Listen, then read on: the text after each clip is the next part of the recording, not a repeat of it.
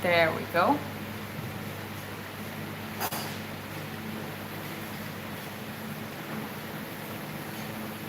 Topic of today's live stream is actual talk about what I went through, how I went through after my debut and first career loss, and how I reflected on it, basically. I think it might be very helpful for others as well who are going through a similar path or just anything else in life, but it's all about ups and downs in life anyways, right? So it's those reflections can be very useful for others in pretty much every aspect of their lives. Hello, hi, 59 Pop and V-Man, welcome back. Good to see you guys. But yeah, the thumbnail is a little bit dramatic for this live stream, but to be honest, I wanted to talk about how you should remain strong inside, or what should you do, how you should reflect on things, at least how I did, that I'm already back on track. I basically took the best out of it, and well, I'm happy to share some tips. You got an important lesson right away. Tapuria got too late. That's a good one. BHG. Let's start from that. I don't have to worry in the future about that perfect record. So that pressure is already taken away. But also this first fight was a good reflection of how it's going to be. My opponent ended up to be more experienced than I've been told to. And I have not found out anything after we got friendly, and she just shared with me and said that, you know what, I have 70 amateur fights, boxing, kickboxing. I've been like in a national team.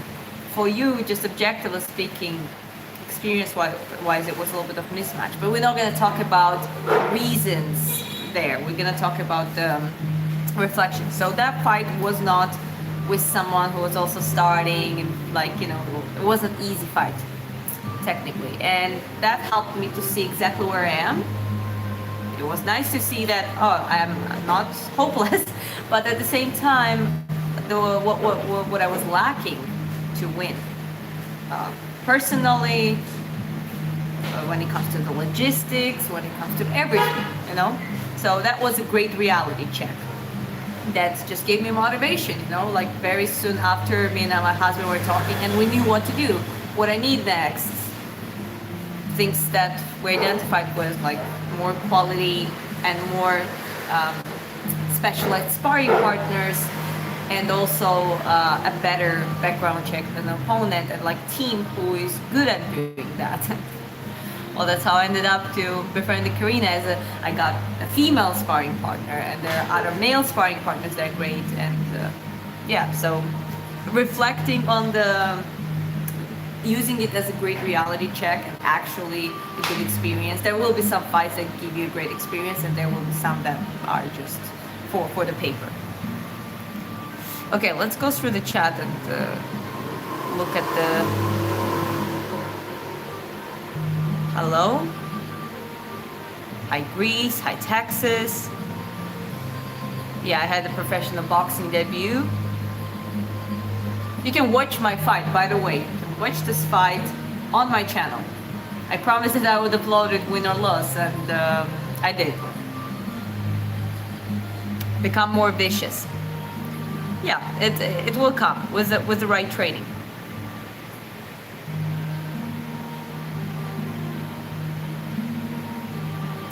First is always the worst, Red. It is only the start. Oh, it's absolutely only the start. I'm not making this live stream to make myself better. I already went through it. I just want to share what it is, like how you should be with your attitude to actually have a bright future in the sport. And I think I have that. First of all, I have that calmness. I was not, at least after I watched the fight, and after I realized, okay, there's nothing to be embarrassed about that loss. There are some embarrassing losses. I like, first of all, respect to everyone who steps on the ring, but when it comes to the sport, there are levels, right? So when you see even the loss has its levels, right? So if I would get completely panicking and I would get knocked out and anything like that, that would be, more devastating, to be honest. It would be harder to get back from it, but not impossible. So even though it was a loss by decision, it was, I saw some good things. I saw some things that showed that I worked on a lot, and I just also saw things that I need to keep working on, and how I need to keep working on. So the plan was already there, and I joined the Silverback team, and they just embraced me. They're really probably one of the nicest gyms I've ever been. And well, I've been in quite some gyms back in Georgia, here in Southeast Asia, but yeah, it was completely great. But I want to talk more about the reflection on its own. First of all, you're gonna lose in your life. You're gonna accept it. You might have a paper record, but even no, not paper record, sorry, you might have a perfect record. Even there, I don't think there are single, everyone who stood been in the sport enough, some of them have very incredible and impressive winning streak, like really truly impressive, but then at some point the first loss comes in, right? So it's a matter of time, whether it's from the beginning and in the end, it happens. And I think if you want to have a championship mentality, you should be completely as graceful as you would be in your win. Okay, appreciate you guys. Hello. I'm doing well. I just showered. What are you talking about? I literally had the thought, you know what, let me do my eyebrows today. Let me just look a little bit prettier. Not like I wear much makeup, but just a little bit, So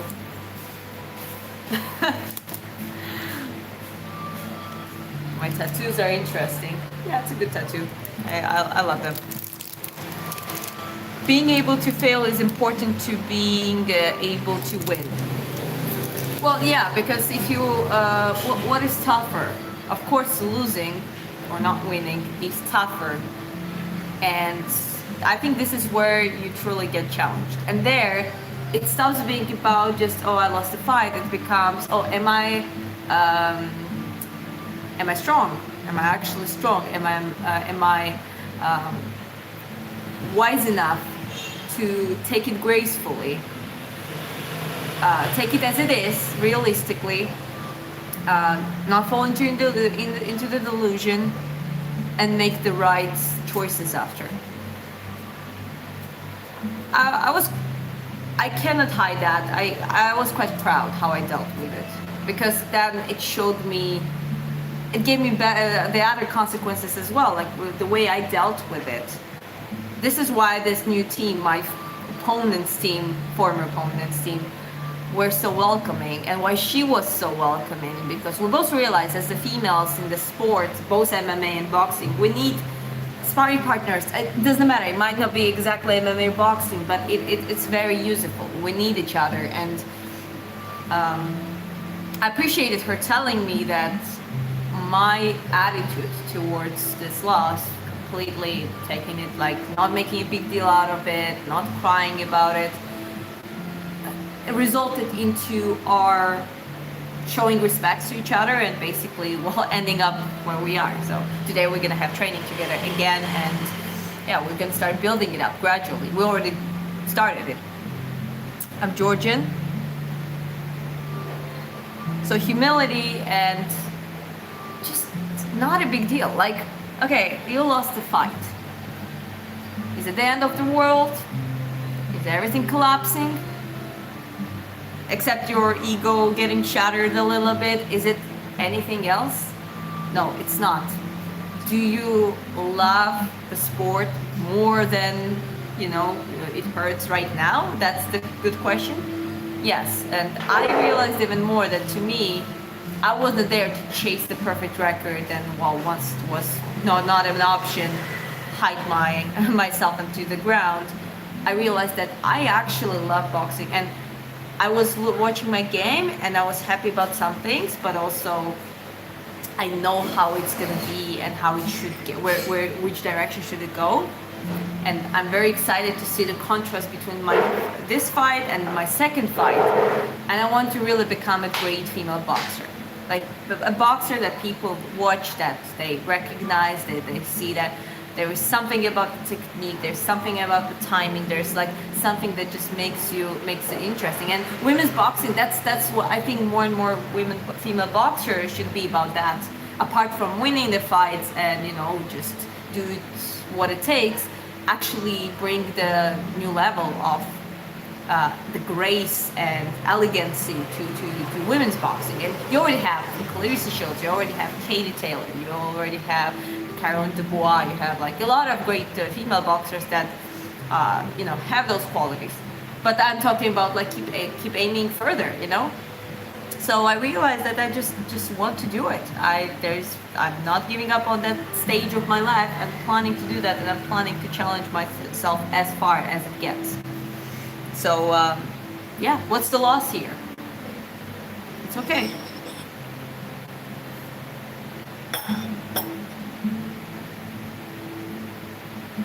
Hi Argentina. Are you French or Russian? I'm Georgian. I speak Russian. My mom is half Russian, half Ukrainian, and my father is Georgian. So I'm a little bit of a mix.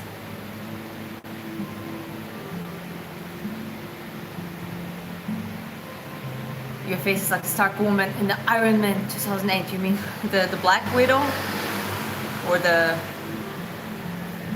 paper?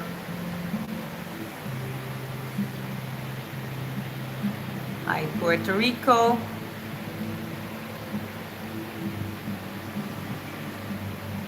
Claressa Shields, what do you think? I mean, she's currently a women's GOAT.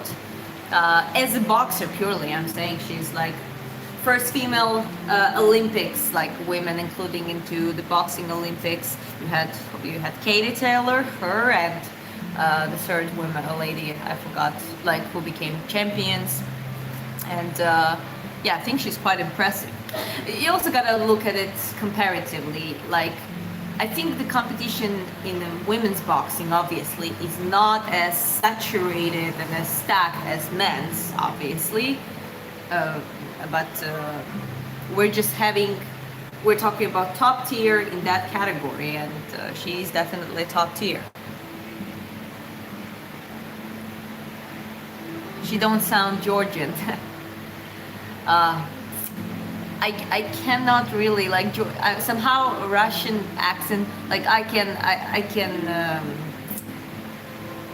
imitate the Russian accent, and Georgian accent. I don't know. I'm always try but I'm failing at imitating Georgian accent. Sorry. Gage said that motivation was to humble Topuria since he himself was humbled by losing. I think that's kind of when you don't have a perfect record and you don't have to anything lose. I think there is if I would meet someone who's like a perfect record and always like, depends on the attitude. You can have a perfect record and be like Usyk, like I think he's like coolest guy. But yeah, there's some athletes, there's some boxers that gets into their head, and the other side obviously wants to humble them. But all of that is just the passions and the tension between, like me and Karina had that tension, but once the fight is over, it's no problem. We shook each other's hand. I congratulated her. She said, "I'm sorry for all this trash talk. It's over now." I was like, yeah, no, it's like it's fine. It's like to a certain extent and part of the game. I'm not a fan of the like going to personalities, but I think you should make it more. You should make it interesting to watch for people to watch, So that's how the best friendships are formed. I think so. Well, one of my best friends, she's now in the Belgian national team, Georgian boxer, but she's Team Belgium, amateur boxing, still, and she kicked my ass first time we got in the boxing, like very long ago in the amateur boxing, but yet I learned so much with her, and appreciated some of my qualities, like quality not giving up. Yeah, we became like, she's been supporting me on the whole way. We're still in touch, so yeah, the great friendships are being formed that way.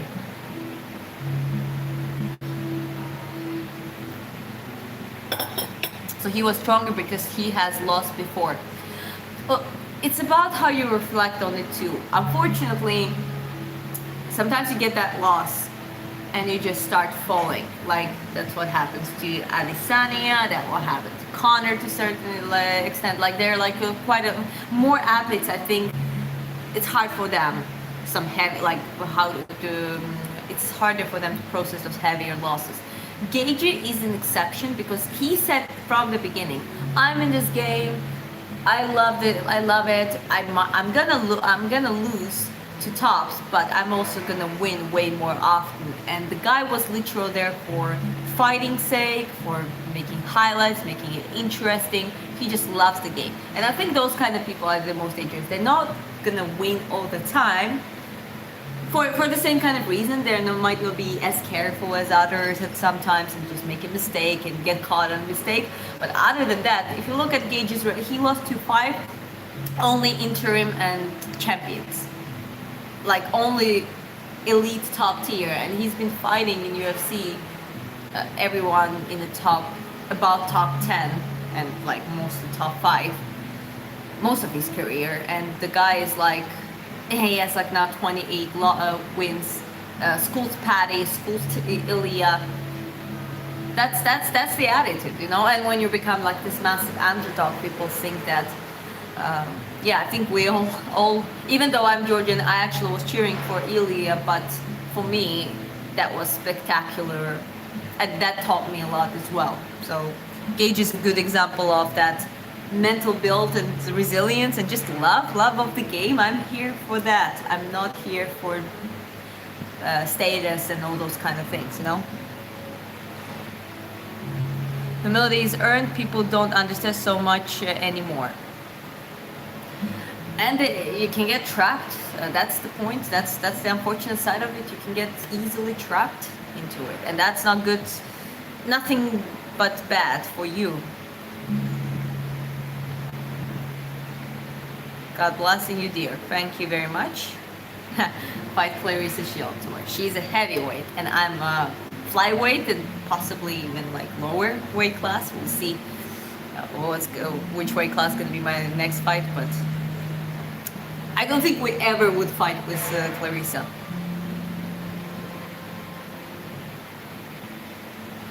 You actually won. Official results in no big deal. Great timing and style. Appreciate it. It was also, I'm still in the discovery of my style, to be honest.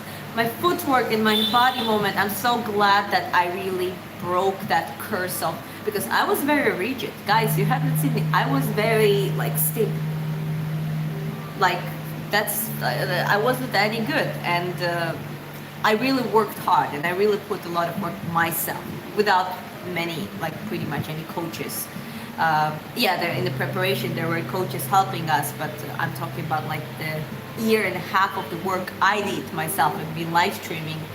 Like, you remember, like some of the people remember that.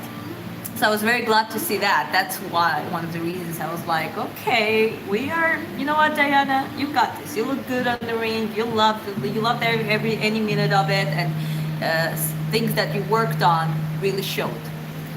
But at the same time, dropping hands is actually not my style specifically. Like, I spar with hands up very often, and it's just, I don't know, they dropped. I was a little bit into euphoria, and what can we do?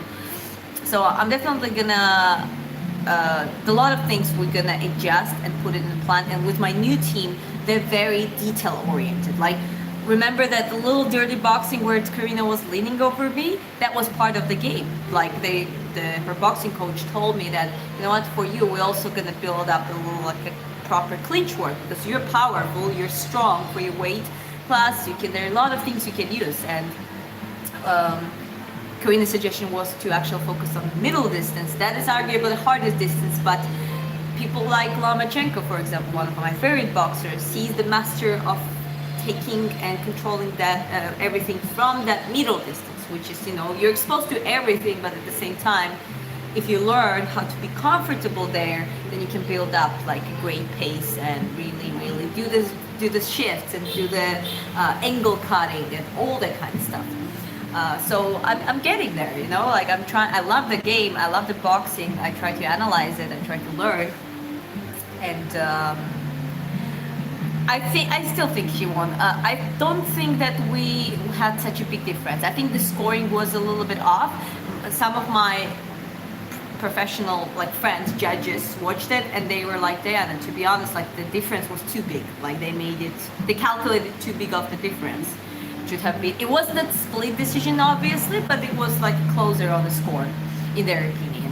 Which is, this is just speculation. Everyone can show their opinion. Someone said also if there was 6 rounds, I could maybe win because I could actually push more and keep pushing. They felt like I started pushing in the end more. But again, I gotta admit how I felt. I felt great.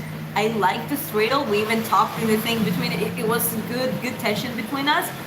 But I didn't really have the idea of what is the winning. I was so used to about working and just box. I couldn't win this fight even by this little reason that my head wasn't there. And that comes with experience. Karina has 70 amateur fight experience. She knows exactly what it takes to win a round. Pretty, not pretty, doesn't matter. You know what I mean? So, yeah.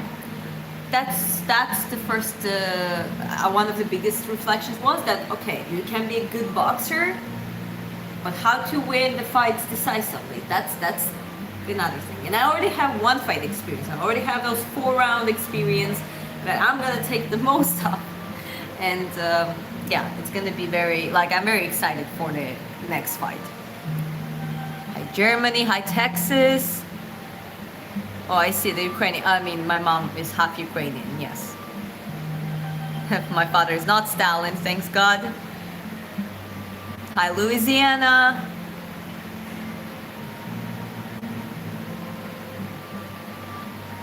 Okay, guys, I see. There is a little. That's okay. Enjoy the chats. Just don't go too far. be respectful. Actually, thinking if I connect with the Wi-Fi, if it's gonna get better. You have a great movement in the ring. Timing and patience is a key. Warren, Brennan, thank you very much. I appreciate it. It's really, really lovely of you. And that's why a lot of people thought that it was quite good. It was even though it was lost, they liked my presence, and that means a lot. If boxing fails, can try comedy. Why not? I'm an artist too. Guys, you gotta watch my other live streams. I even, thanks to YouTube, I even do some commissions. So yeah. Have you seen Dakota Dicheva fight? Yes, I've seen her fighting. She's phenomenal. Combination of the great technique, great timing, great presence, confidence. Also, she's a weight bully. I'm not saying it in a negative, derogative way, but she cuts the weight, and she's bigger. She's have you seen anyone bigger than Dakota fighting her? She's always having that advantage, which is, it's fine. She uses her advantage, and that gives her a power advantage and reach advantage, and she's great overall. I really like Dakota, and I follow her, and yeah, she's very cool. I think she's also very down to earth, healthy confidence, but she's quite down to earth, and yeah, I really like her. Patrick's been around. I don't know what you did wrong. I have not even seen, so I don't think there is anything wrong. Women get dreams too. Oh, I think we all have dreams. Why not? Any military here, guys? Any military? As a civilian, I've done military course. I even done some military training with an actual Georgian forces. Shot some RPG, some machine gun shooting, some just M14 shooting competitions, some raid simulations and that kind of stuff. So huge respect from me to military folks. I have one of the strongest respects to those people.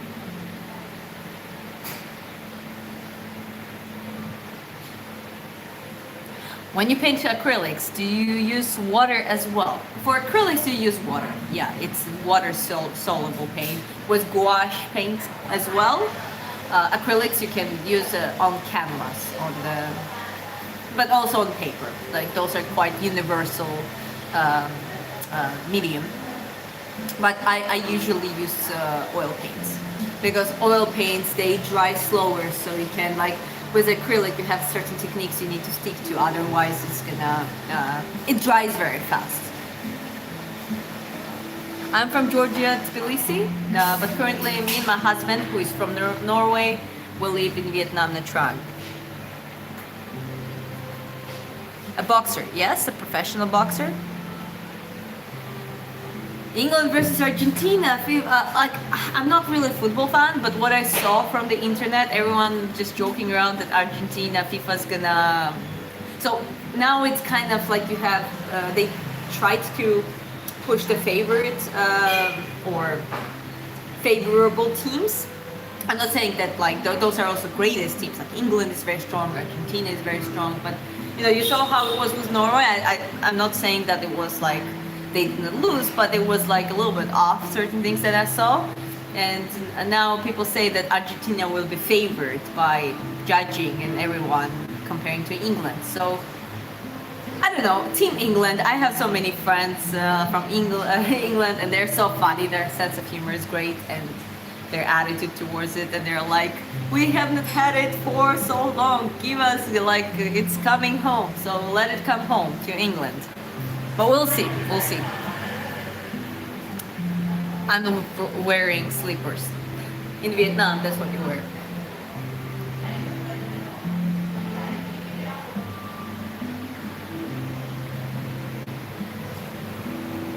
How is your face in shape after getting hit so many times? Well, first of all, that's a good question.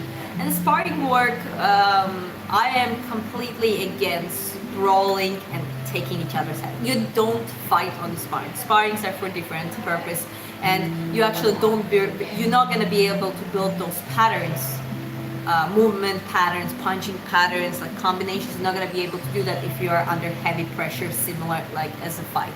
So I actually try to keep my health and avoid as much unnecessary punching. Funny enough, but that's how you do. You can go. Sometimes we go sparring. We go volume, and we can go harder to the stomach, but to the head, that brain health. A lot of boxers leave their brain health and long term create that issue in the training, not in the fight. So you want to keep all of that hardest, and you also don't build that chin. When they say you build the chin, endurance, that's what you rather have it or not. The only thing you can strengthen is your neck, whether separate training or just generally like training as a boxer. And in that weight class, in 52 kgs and lower, I'm fine. To be honest, I'm fine. I'm doing quite alright. I'm the one who's stronger one, so that kind of is okay. And during the fight, I got pinned a few times that I felt. I mean, there's some punches that landed, but harder ones were few, and it was in third, fourth round, and that's also what gave Karina a good edge to win the decision. Also, considering that my hands were dropped, so this side was I had the little bruises, and my nose was quite bruised, but it healed very fast, so it's fine. As one of my friend coaches said, it's not about heroism. You need to do right things and prepare right and rest right and be reasonable in your preparation, because that end goal matters. Like if you're tired and exhausted and your head is knocked off before the fight, what's the point?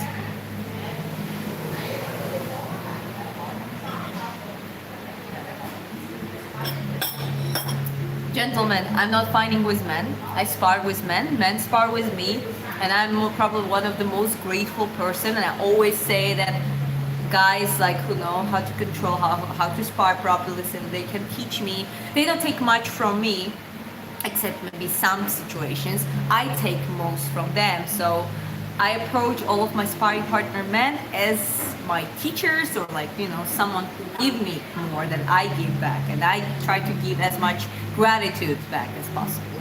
So if you ever see me sparring with men, there's no ego there. I'm the student in that position, because their strengths, their reach, their power, their speed, everything is on top.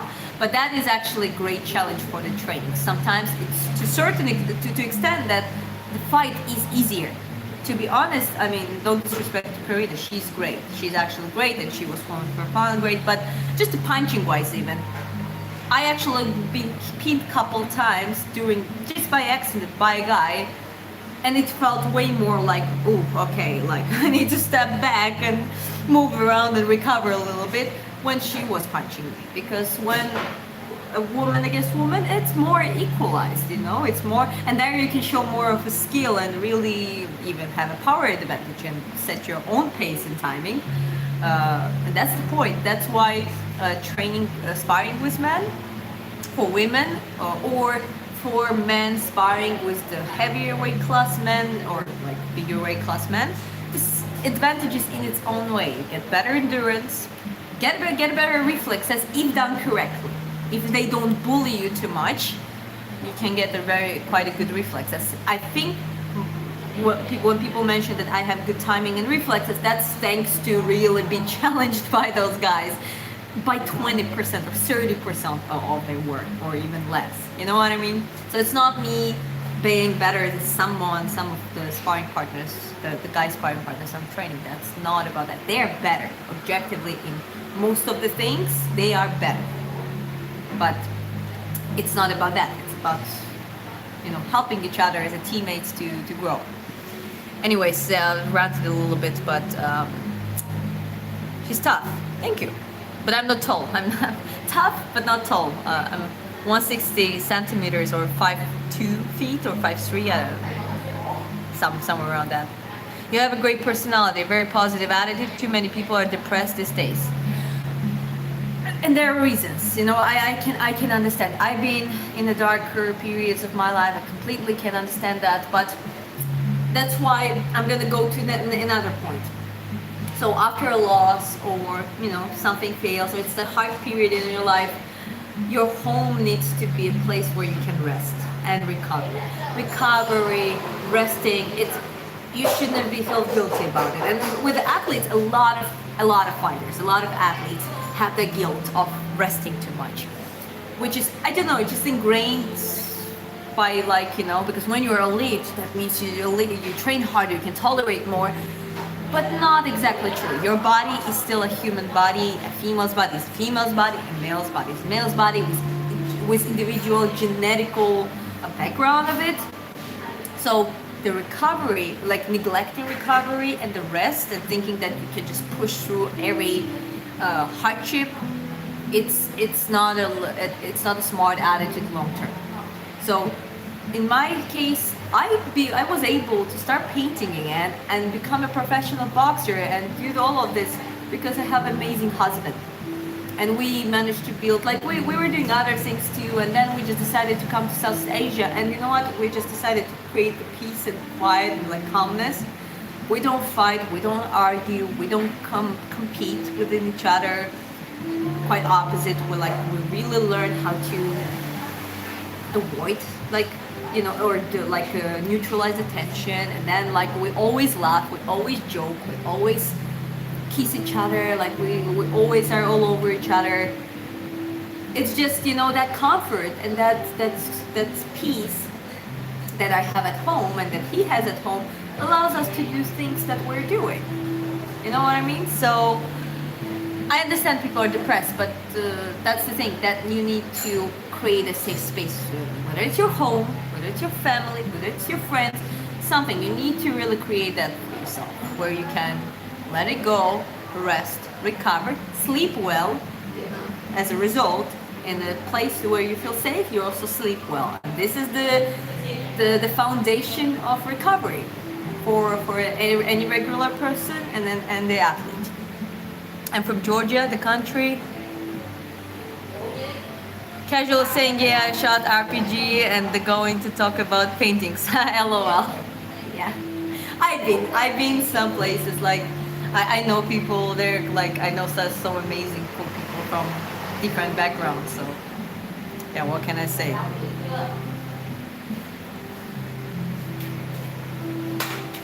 I think Spain will win. Very impressive play. Well, we'll see. I'm probably gonna watch the finals. You know, just to see. I like watching football with like in the pub, like with a group of people. I think it's a big fun. I'm a boxer.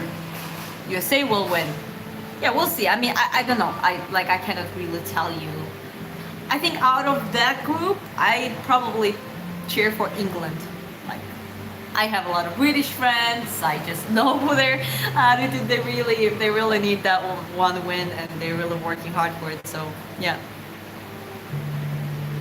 Very true about brain trauma. Yeah, I mean, let's be honest. It's not perfect because even light sparrings, your brain is getting. But again, if you stay hydrated, if your brain membrane is thick enough, if you're like sleeping well, you know, it's pretty much safe. Plus, if your genetics also help you with that, you're pretty much probably gonna pass through and will be fine. But like for example, if you have a sparring day and it happened that you didn't sleep properly the night before, whether don't go or explain to your coach and teammates that you had horrible sleep and you rather adapt and do something different or like body shots or anything just to prevent those unnecessary blows and hard blows, especially after a bad night's sleep. And hydration, as I mentioned, is another thing. Like electrolytes, I always get stuck on electrolytes and supplement myself before doing anything. Love your work, keep the hustle. Thank you very much. All the best. Appreciate it, you guys.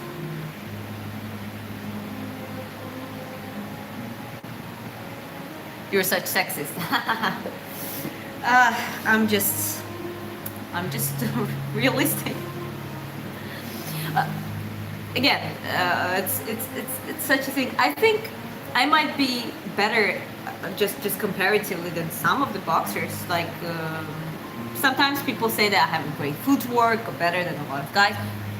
Cool, yeah, why not? It's fine to be better in some things, but I'm just talking about like men versus women in actual sparring, in the actual fight. Fight is no go, guys. I'm sorry. There was this one fight I saw. It was MMA. The girl had the better technique. She was actually a good time, better technique. But let's see, the guy just pinned her once hard and she just dropped. What's the point? What's the point if you have that better technique, even better timing, when it doesn't work in the actual fight? That's why men and women don't fight, right? When it comes to sparring, there is a purpose. There always has to be a certain purpose of why you spar with one person or another, right? So in that case, it's acceptable to have men versus women as a sparring partners, but it has to have a very clear and good purpose for it too. Your channel, first time watching, you're very genuine and honest, nice conversations. Good night. Ozzy, thank you very much and welcome. Good person. Oh, you're a good guys too. Appreciate it. And Aiden Chris is my husband. Sometimes when I don't respond, he responds. So he's talking about Fortnite game. My hair is so long. Of course, it should be. I'm growing it longer. I like long hair, and my husband does as well. So, USA's out. Oh, okay. What can I say? I didn't even know that. Hello. Good morning. Okay. Word up. What other language do you have? I speak Russian and Georgian fluently, so I speak 3 languages fluently. And I'm slowly learning Norwegian. My husband is from Norway, so jeg snakker på norsk, litt norsk, like very little Norwegian.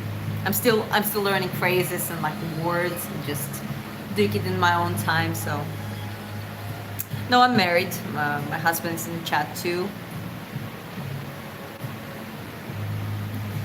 Your life program makes me very happy and healthy. Well, I'm glad to hear that, Sam. Good for you, and yeah, why not? Appreciate that.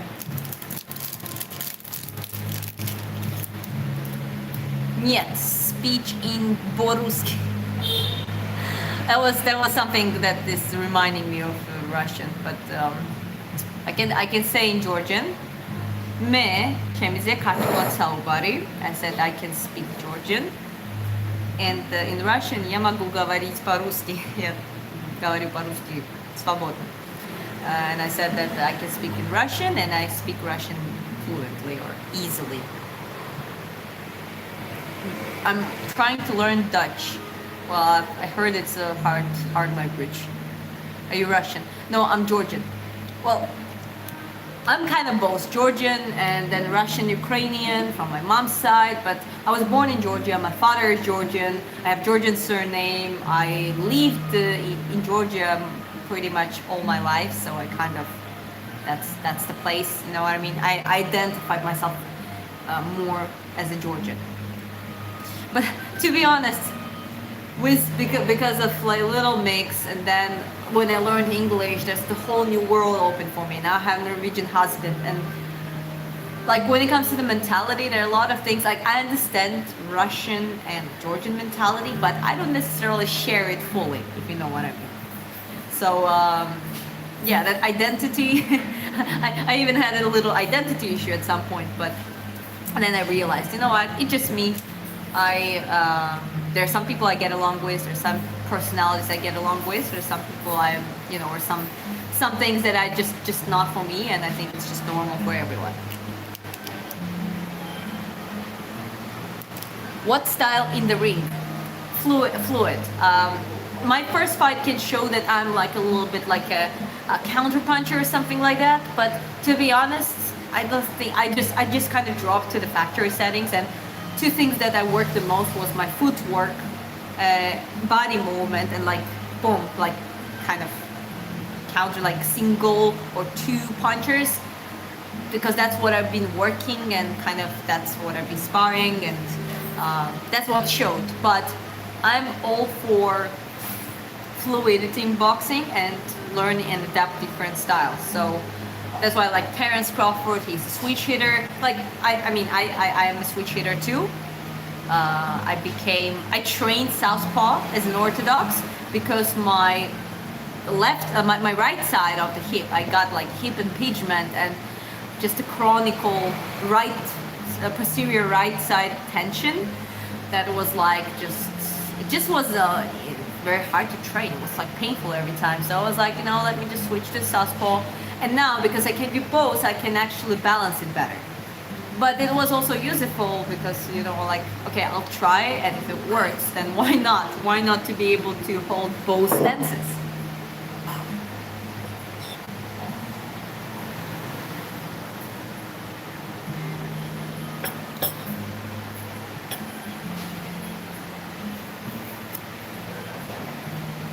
I just feel like for Norwegians would be easy to learn Dutch. I don't know, my husband, Chris, do you think is Dutch close to Norwegian?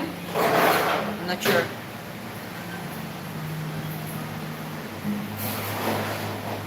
Oh, boxing, yeah.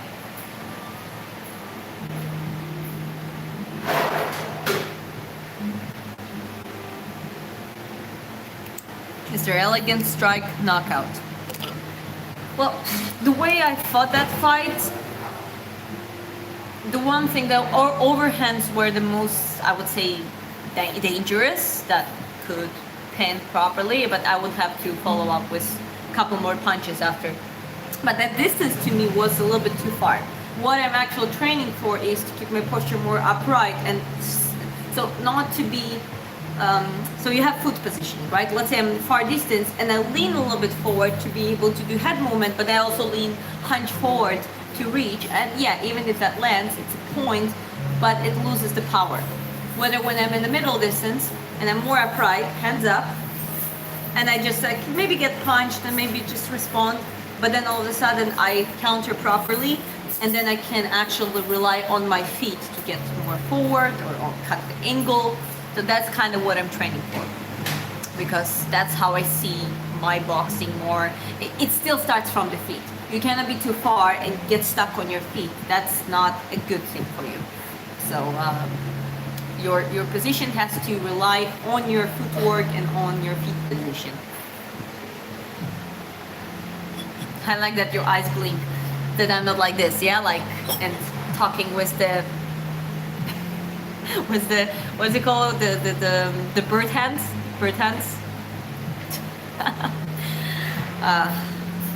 yeah, I've seen some radical stuff.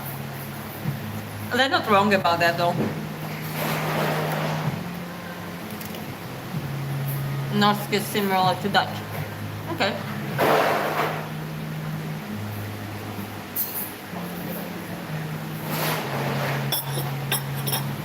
Right hook.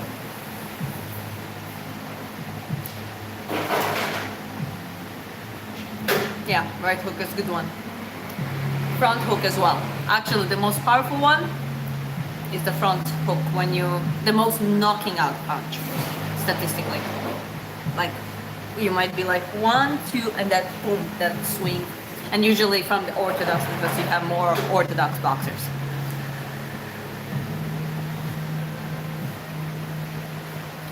Do you know karate? I'm brown belt in karate.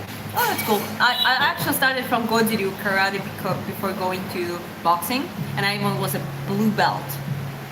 I mean, I did the katas, I did some past exam, got the blue belt. It was very interesting, but to be honest, I was more into, I was not too much of the kata person. Like, I really wanted more into combat and fighting, actually learn to fight.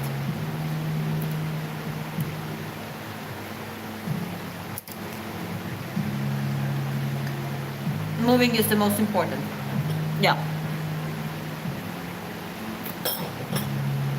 Now I know that I can move easily without getting tired on my feet and dancing like if I need to. But what I need to train on, and I'm sharing it with you, is the more of the precise step-like work. So bouncing and like, I know I can always retreat, dance around, fine. Good defensive strategy against someone who's like a pressure boxer. But for me, now also to sit in position and actually do the step, like inch control with my steps, and obviously synchronize my upper body to it, that's a hard task. And I think that's where the actual professional boxing virtue comes in. Because in amateur boxing, you have a lot of bouncing and like moving like this. It's less more about really sitting in the position and have like tiny movements, but you know how, like, imagine how much precision it takes. So that is kind of my goal, to really get there.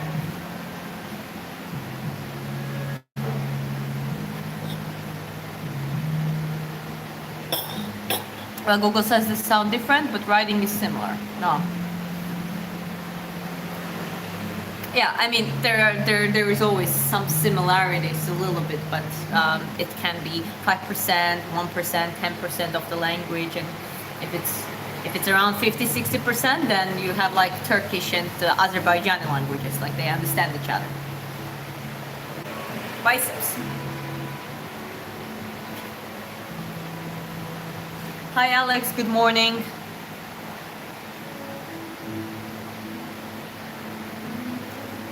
I just have black belt, even though I don't know karate. Who doesn't have a black belt at home? You always gotta have a black belt.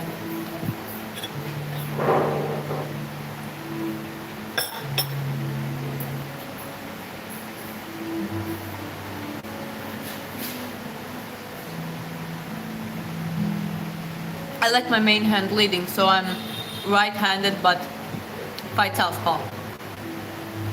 To me, what's kind of opposite, when I switch to the southpaw, my so-called lead hand, or not even lead hand, your jab is actually lead hand, but your dominant hand. So when my dominant hand, like, I really had to get used to that jab. But somehow my jab from the orthodox, as the posterior, like, was really moving. It also seems to be because of that, maybe years of the tension, my right side reach is shorter than the left one. So left one is more flexible. So when I would land the left cross, it would land better So yeah, that's how it was for me. But now, kind of my brain adapted. So I'm pretty much. I still think that as the front, like the jab, my orthodox stance is better. Like I can jab better at the orthodox. But in the southpaw, within those few months work, it got so much better. Like even like I perceive it differently. You know when you start the new movement and you get confused because you don't have that pattern yet, but when it gradually starts building up, it's like, yeah, you get there. Can you be the high schooler bullies now? I don't fight people. Actually, I'm very good at neutralizing conflicts, and there being quite few where like guys were like all around it, and I just neutralize with like softness and okay, let's hear you out. What's wrong? Let's not fight, and it actually works better with guys. My husband is a big, tough man, and what works the best with him is a little love and a little understanding, and like just a compromise, and like being reasonable, and then he just softens up himself, and everyone is happy. So I don't really see the reason as the woman to fight a man except if it's self-defense. Like fucking someone tries to fucking assault me, I can swear you. I don't know I would survive or not, but I would do my best. That includes biting, pressing into the eye. It includes everything, like kicking into the nuts. So other than that, I don't see the reason why a woman and a man should fight. Strong leading jab, yeah, it's strong leading jab is the thing too, but somehow for me, I think my jab was very good and snappy. That all of a sudden, as the cross, it was. I think my left cross might be harder as a punch than my right cross.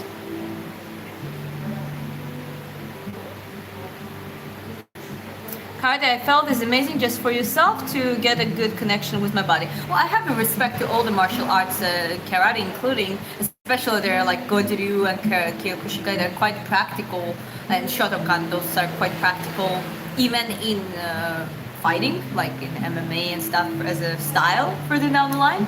But it's also about philosophy. It's like, it's more than just fighting or competing. It's like it's really like people who stay there, they are more into that philosophy, the community, and I'm all for it. And it's a good connection for your body. Like, I mean, any martial arts, any sport, any advanced activity develops quite an impressive good patterns. Hi, Edik. I'm doing well. How are you doing? Welcome back, guys. Welcome to new of you and older ones. Like, I appreciate all of you. You're gonna master the sleep. Yeah.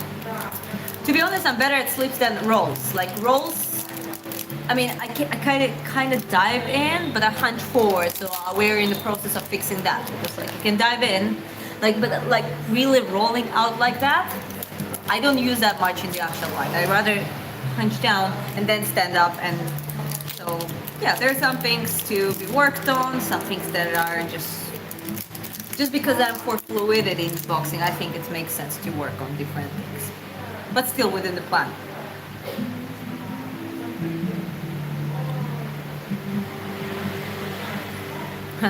You're great. Crazy boxing. Got guns. Thank you. Appreciate it, guys. Tiny ones, but I got some. Your English is fantastic. Where are you from and how did you learn English? Oh, that's a good one. I'm from Georgia, Sakartvelo.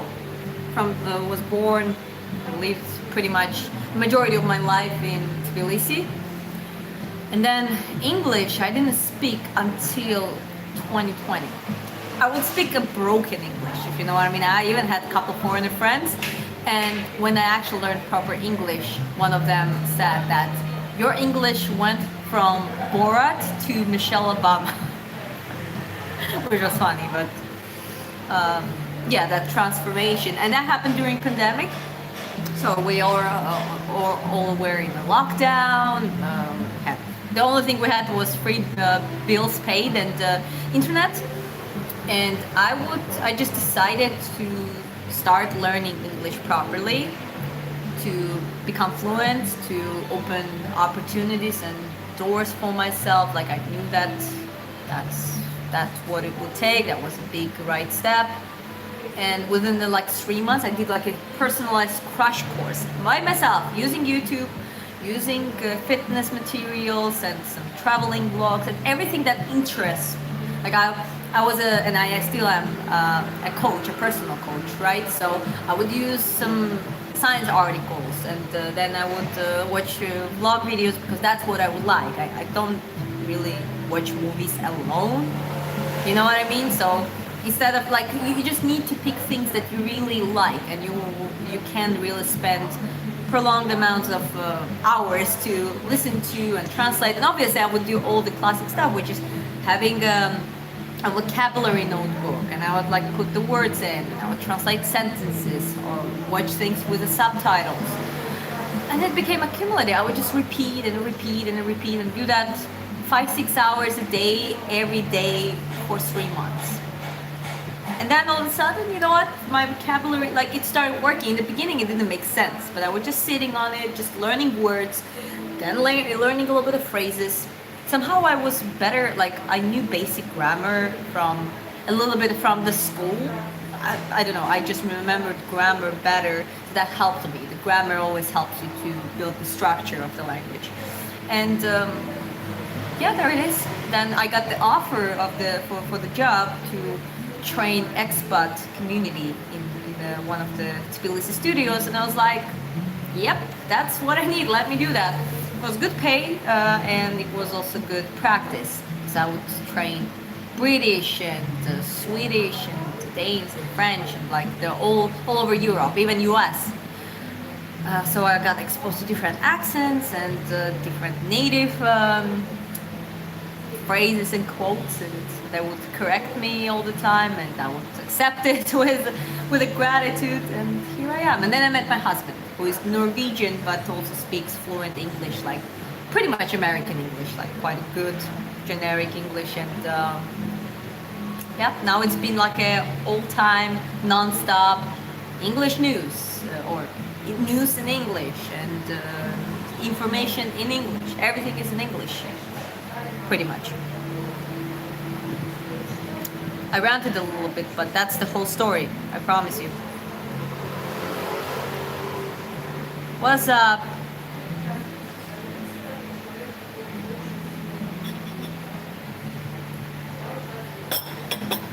Oh, don't you think one of the reasons I'm growing my platform, even before really being like a ranked boxer, is to have the following for people actually want to watch my fights in the future.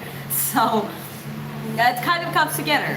The contracts, all of it will come in the future if everything does correctly, but right now it's the stage for me to just do the fights, now rank up the wins, get as much experience as possible, like learn how it is to prepare for the winning fights, and you know, just keep getting better as the boxer, growing, leveling up, and you know, then I think, like with English, opportunities will come. I'm waiting for Islam and Ian to fight. Yeah, I'm waiting for that one too. I still think that Islam, I mean, it depends what Ian Gary does. If Ian Gary managed to jab him off, a little bit like Strickland did with Hamzat, but actually using his reach, we'll see. Maybe he has a chance to, you know, get the points. And I think pretty much knockout is a little bit hard take, but you know, if that fight is kind of like a strategy based type. If Islam managed to wrestle, and then he can submit Ian Gary. If Ian Gary keeps him off, and essentially Islam's gonna fail into really getting the grip. Also, don't forget, for the welterweights, he's facing now the bigger guys, really. So holding them down is not gonna be that easy physically. Yeah, you can do the leg hooks and that kind of stuff, but it's just now, even though Islam himself stacked up a lot of muscle, I'm talking about just the size, general, like natural size difference. Like I'm really looking forward for like Michael Morales and Islam, or Michael Morales and anyone in the division. Like I think that kid really has it all. Like that kid's gonna be a problem for everyone there in the welterweight. So we'll see. I'm fine, just chilling and trying to enjoy my boring normal life. Boring is good.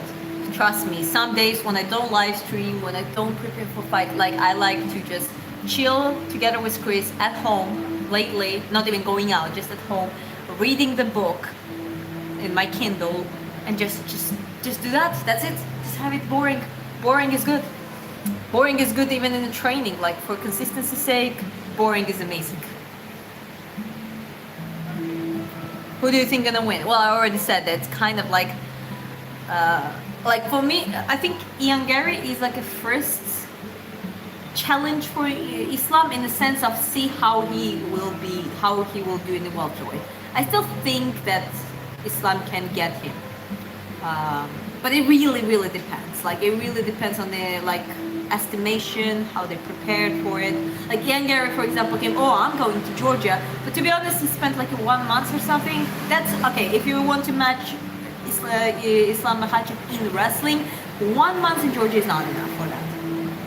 You need at the very least, to be decent at defending the takedowns and takedown attempts. At least you need the whole wrestling camp for that, I think. But at the same time, Ian Gary has a lot of good advantages to himself, like a reach advantage. Like striking wise, he can really give trouble to Islam. So if he follows the Strickland strategy against Khamzat, for example, at least partially, right?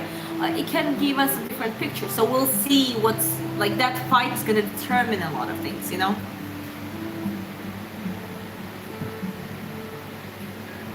How to confess to a girl? What about feelings or about something else? I think it's a little bit odd because if you're not in a relationship, if you're not, or even just seeing each other, and if you're not sure that she likes you, because a girl, after some time, if you're dating or seeing each other, not even being intimate, but just having time, if she shows up, if she wants to go whatever you ask her to come, coffee, hiking, she likes you, right? That's as simple as that. I think there is a certain level when you realize that she looks at you with interest, she's really waiting for it, that you tell her. I am even not my husband didn't say that he loves me first. I was just with my nonchalant attitude, I just, at some point in our relationship, I just started saying, oh, good night, I love you. Oh, love you. Kissing goodbye, I love you. I just started that, you know what, who cares? I already have feelings, I'm gonna start showing it. And then one day he just looks at me I love you too. that's how it was with us. So you really need to see if she's really into you already and what kind of dynamic you have. If it's just your kind of high schooler type that you have a crush on the girl, but she's that's not the best take for you. Georgia, she must have seen Topuria last fight. I did. I've been actually also saying that Topuria's attitude, he was proving things before. That was quite extraordinary. You cannot take away from the guy that the last 3-4 fights, he said when they would knock the guys out, he knocked out Walk, he knocked out Holloway, he knocked out Charles. You can't take away that from the guy. Of course, it created wow. But then with his attitude, when he was starting really Thanos of the UFC, then I said that strategy or the attitude is gonna cost him much if he fails. And well, in that game, that proved after Justin and Topuria fight, I said that one thing now I learned for good, and that everyone's loses if the stakes are high and if they don't avoid things or retire too early. Everyone can lose. No one is untouchable in that sport, right? So I said that he would fall deep, because if he had GSP type of personality, or I don't know, Usyk type of personality, and he's oh yeah, no, I just knock out people, but it's all good, I'm just a guy, people wouldn't blame him or judge him much. They were yeah, that's okay, you'll be back. But for him, the fall was boom, because a lot of people were craving for it, they wanted it. and it's hard. It's hard for ego. It's hard for So it's a good test for Ilya now to see if he comes back. And that's on him. I think he really needs to reflect on it. And it was hard lesson, but it was kind of inevitable at the level he went. He actually went and risked, and I think he also underestimated Justin a little bit, way too much. Somehow, yeah, he thought that he was untouchable, but Justin hits like a truck, and he's the scary fighter who loves violence and doesn't give a shit about win loss in that setting, but also had a great motivation because he was in US, like all his family, all his countries around him. He's like, he had all the good odds to actually do that. Now that you look at it. And I never brushed off to Justin completely. I was still cheering for Topuria, and I said most like Topuria, but like when people would say that Justin is done, not really. After Paddy's fight especially, you cannot say that he is done or something. And well, he proved Justin Gaethje is your favorite fighter's favorite fighter. That's what I'm gonna say. Yes, Georgian flag here. I see in the chat. Are you Southpaw or Orthodox? I'm both. Originally, I'm Orthodox. I switched to the Southpaw because the a chronicle tension in my right side, because if you spend in one stance for like many years, it can get too difficult and can cause some issues. But then also, kind of like, what, if I can't do that, why not? And so now I do both Orthodox and Southpaw. Oh, yes, that's the dope AF. I would be down to support you. I do Muay Thai and MMA. Oh, that's cool. Squat pull. I'll call you that. Appreciate that. And well, it's cool. Muay Thai is tough, and MMA is even tougher. So, whether you do it professionally and for yourself, good luck on your journey. Latina. Do I give Latina vibe? I think I'm too pale I'm too ginger for those. Just subscribed. Appreciate it. Young Gary is overrated. You know what? Again, the more I start to fight, even it's the boxing, I reflect a little bit more. Like calling someone overrated in that sense is not the best thing, because those are fighters. Those gonna kick your ass. They would kick your ass if you were there. But there are levels. I agree. There are levels to certain things. Was Topuria overrated as a fighter? No. But was he overrated at a certain point that he's like a godlike entity? Yes, so there is like a levels to it, right? Ian Gary has it all. He has the really things that, but sometimes I feel that he doesn't use it. Even his reach. Against Bilal fight, for example, I didn't understand why he would, like the way he would, like he was, a lot of times he would get in the middle distance and not really use his proper reach and like clinch up, and you know what I mean? Like, I had some feelings sometimes about Ian Gary not really using his advantages to the maximum. But again, that's speculation and feeling. And again, I'm just it's just my opinion. I'm just an enthusiast. I'm not the specialist or analyst in this sport. So I think it's the levels to it. And sometimes people can overrate someone too much or underrate someone too much. Gaethje, was he underrated? Yes, he was underrated. But did he prove everyone wrong? Yes, he did. So, what is this beautiful accents? Combination of Georgian, Russian, and self-taught generic English. So it's like you can call it Eastern European, like as an average. Is Spain trashed France? Okay, cool. Congratulations, Spain. Argentina versus Spain final. Okay.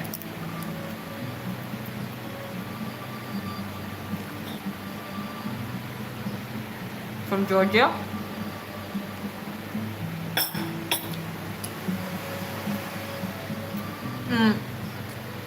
Michael Morales is also gonna lose. I think maybe Shavkat or Usman. That may be problem for Islam. Usman has 2 hip injuries. So trust me, that's already a painful injury that prevents you from moving as you used to be. Usman is a legend to me, but he's already in that declining age.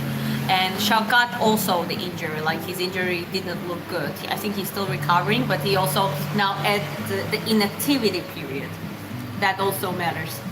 With Morales, the reason Morales could lose against anyone, I think, is just that he's young and maybe inexperienced, or maybe I don't know how kind of like emotionally he's like 25, 26 years old, I think, if I remember correctly. And at that age, young guys might be a little bit unstable mentally. You know, that's the same reason I might think that Morales can lose against someone in the division.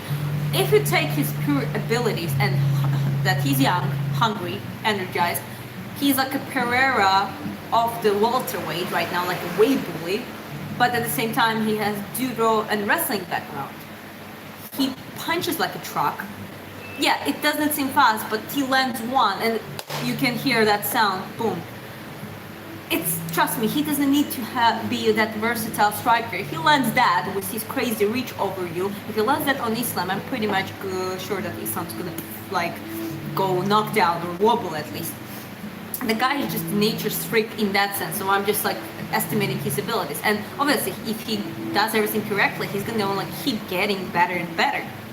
So and that's why my stakes, like why I think Morales is the problem for the division. Very far behind the chat. Sorry. Okay, I scrolled up. I'm gonna try to keep it shorter. There's just some good questions sometimes. Yo, Chris, hi Miranda. Chris's height, I think he already responded. 6'2", yeah, 188. But the way he fought against Carlos Prates makes me believe he changes himself. We'll see. 18 million viewers. Congratulations. Me? I think I'm at the 3 or 4 at the most, I think. But amen to that. I respect you and your opinions about the fighters. I appreciate it. Those are just opinions, and I try to use the common sense and just base it on, you know, just on some logic. But again, I never say that I'm 100% correct and someone else. Like, I'm just sharing my perspective and then listen to your perspective, and you know, we can agree to disagree certain things.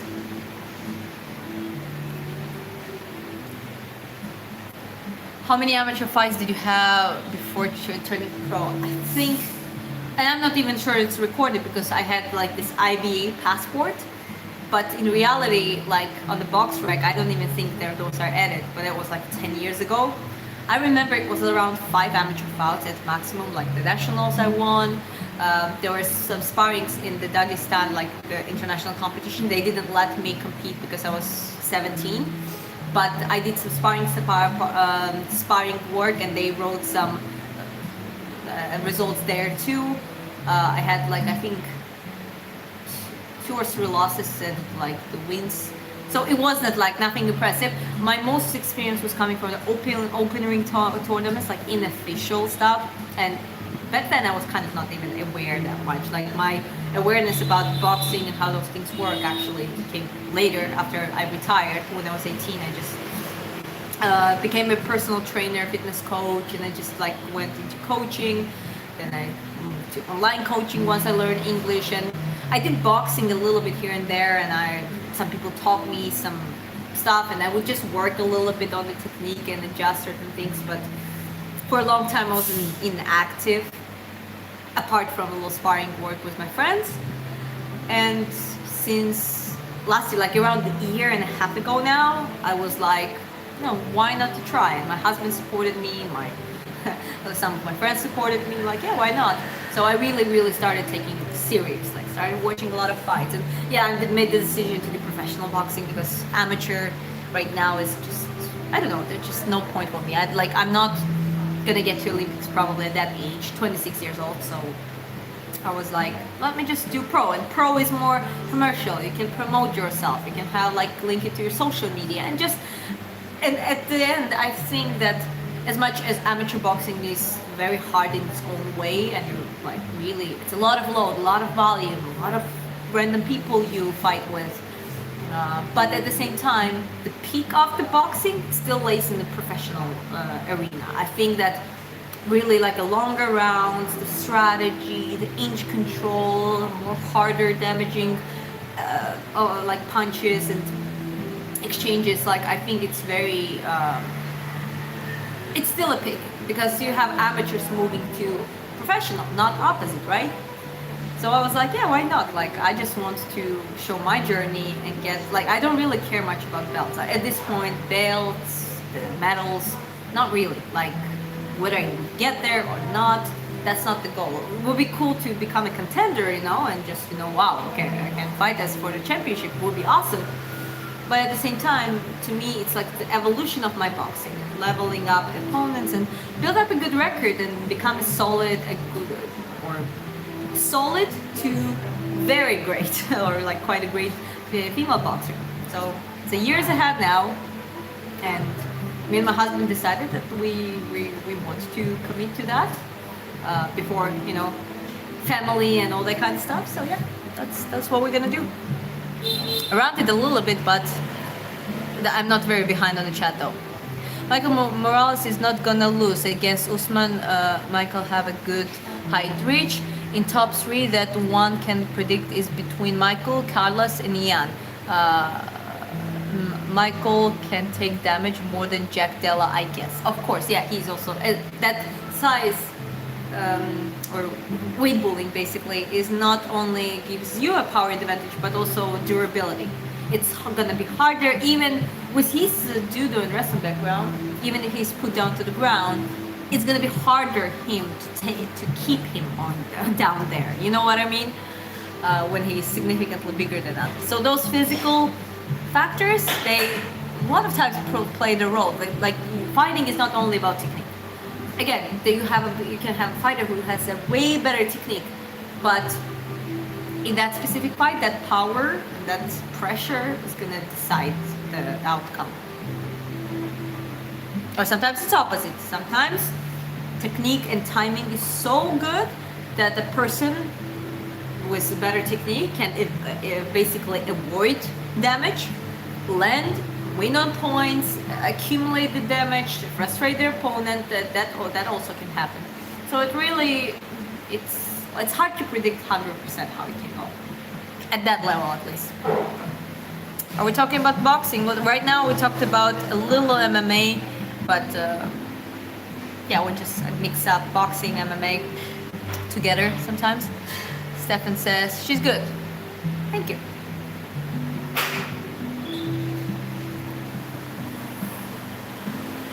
I don't have very significant, like, I think my delts are more impressive. Yeah, my biceps is not really showing. And you get my subscribe. I love seeing the sweet become the tough. Thank you. Well, why not both?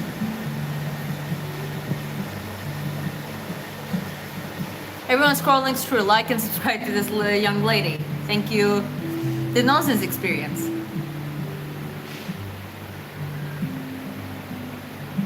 Oh, cool. You have a kudos and blessings from Iceland, Red Fighter. Iceland is tough men. It's like, are you even, I think you're Vikings, but you're even like a Nordic Vikings. My husband is Norwegian, so yeah, it's like same area, kind of. But yeah, Iceland people, everyone I know are tough people.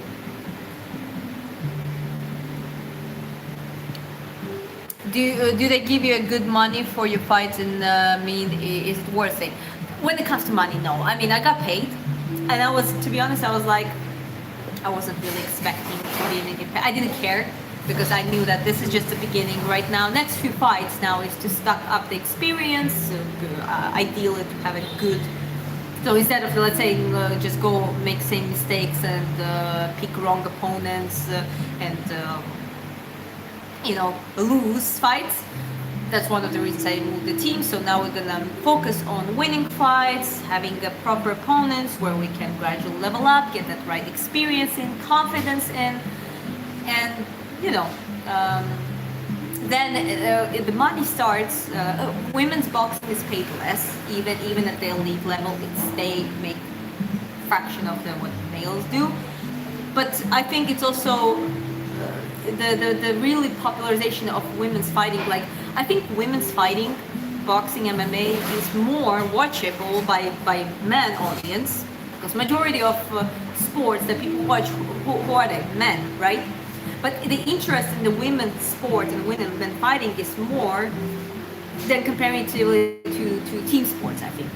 Like, unfortunately, yeah, it might be unfair, but it's just about who gets, who is interested in it, and you need to be able to sell it.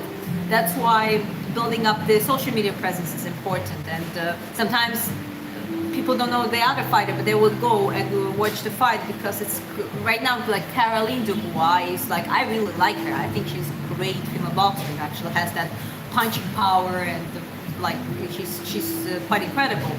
And you know, and with her promotion and stuff, I think more and more men just genuinely getting interested in her as a fighter. So, and the women's boxing is not that long. It's like since the 90s, right? Comparing to the 100 plus years of the men's boxing history. So now I think we're at the stage when women's boxing or women's MMA is that really producing, like the fighters are evolving. We're producing a better quality, better like engagement to the fights.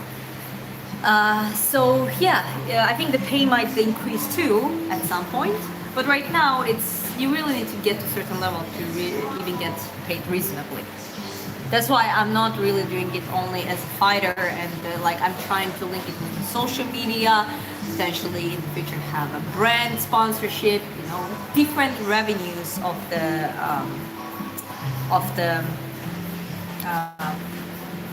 yeah, but basically have a different sources of the revenue. Yeah. I think amateur on average is more technical than pro, and I prefer the fast pace. So what do you think? I would say that amateur are more technical because they have small rounds, so it's more bouncing, more volume of the punches. It's less about inch control. It's less about smaller tricks that you have in the professional boxing predominantly because you have longer time. That's the only thing. So amateur background is amazing for professional background, but even that needs to be adjusted. So I wouldn't say one is. Let me say this way: the amateur boxer was a good experience in professional boxing. We're going to be a better boxer than just a pro who you know just doesn't have proper cam, doesn't have proper footwork, and they just go and like brawl and fight. From the other hand, you also have school of professionals. There's some professional, like in Mexico, it's very common. They don't do much of the amateur boxing. They do it a little bit, and they go pro quite early because that's where is their goal. So.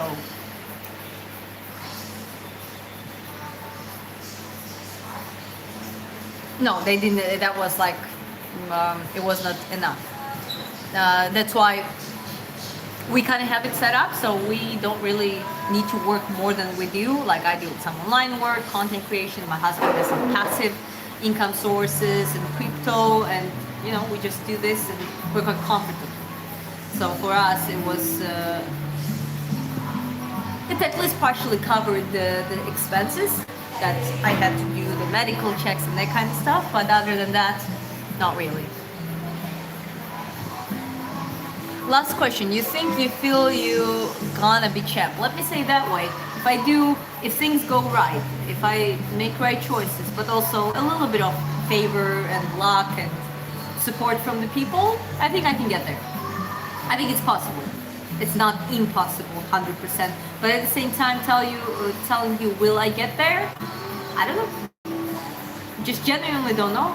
All I know that I'm just ready to focus from next each and every stage, and I know what to do next, and I need to stack up some few fights to have a good record, to become a contender, you know, and you know that kind of stuff. And my social media, hopefully Instagram, my YouTube, the platform's growing by that time, and people have more interest. Actually, me finding someone on a higher level, me fighting as a contender, me becoming a champion. You know what I mean? Like it's a lot of marketing there. Too much details. Details matter. I don't know what you think about it, but yeah, I tend to focus on details quite a lot, but I think this is where the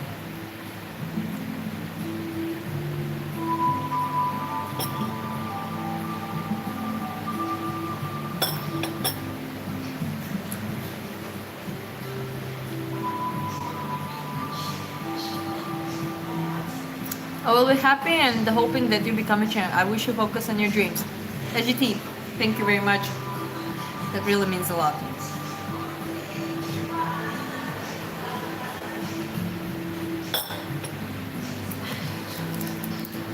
While I'm up in the chat, I'm gonna finish my coffee and the cookie.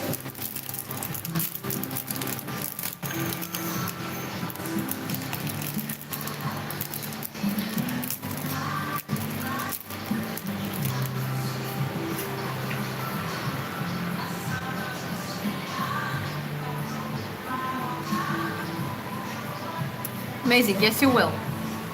I mean, this support means a lot, guys.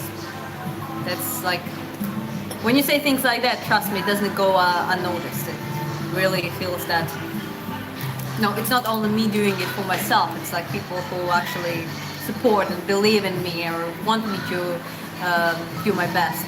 And I'm talking, I mean, obviously my husband wants me to do it, my family supports me, but when I get support from you guys, this is also, it's very empowering.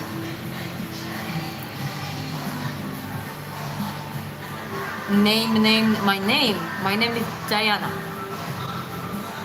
Miranda says, I believe in you, Diana. Thank you.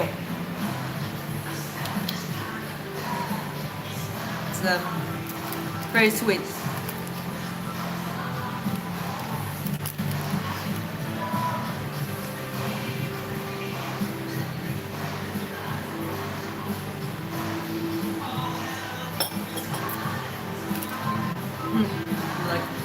In South Asia, they do this. It's a heart. One of our Cuban friends, she's a dancer. One of the Vietnamese girls came to her like this. It was like just showing a heart. And she was like, eh? Give me money? I don't have money. You give me money. You give me money. And it was like, it's just that's not the, in Cuba they would do this. Huh?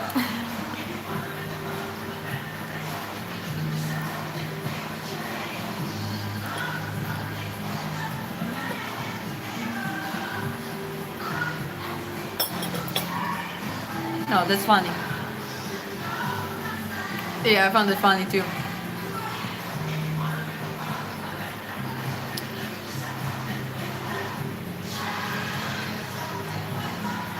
Ronan, you remember me? I think I do. At least the name, but you gotta think about that. There's so many internet nicknames that I might not remember everyone exactly who said what. Nice name, Diana. Thank you. Oh, it's spelled Diana. So in Georgia, in Russia, they would call me Diana. Diana. But in English, yeah, I like Diana better. Diana. My husband sometimes says Diana.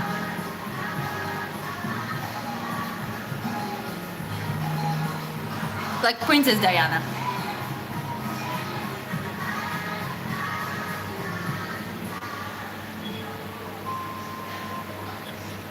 Diana. Yeah, like I don't really care as long as you don't call me a dick. I'm not even joking. I usually people in English don't do that, but in Georgian they say hi dick and like call me Richard if you want. Don't call me dick, please.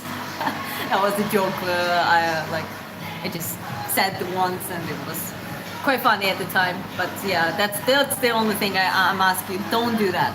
Other than that, Diana, Diane, Diana, no problem.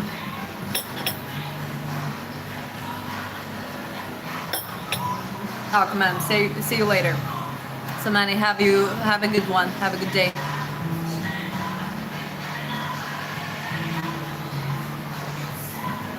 We had a long discussion short while ago. Remind me of the topic and I actually might remember even better.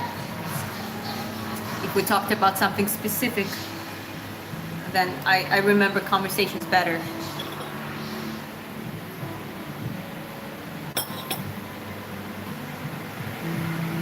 Hi, Starborn.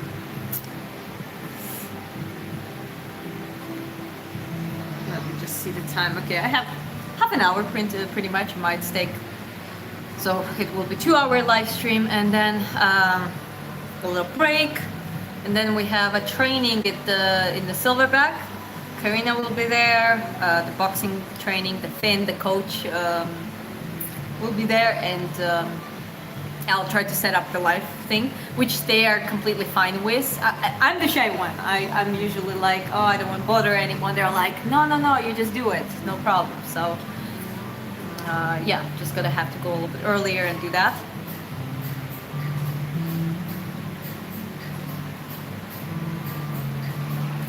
Hey guys, I was having a deep conversation with one of my students about life just yesterday. Oh, okay, that sounds interesting. Feel free to share with us what was the conversation about. Hit that like button if you haven't. Girl Dad cooking deliciousness. Okay, I like the name, and thank you for saying that. But Girl Dad, hail to the Girl Dads. You know how it is. Like men who have daughters, they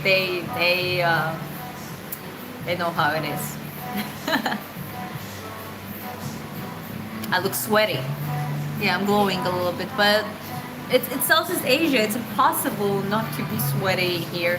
And in this cafe, it's like a more half an open type of cafe, so they don't have air conditioning. They have all the fans.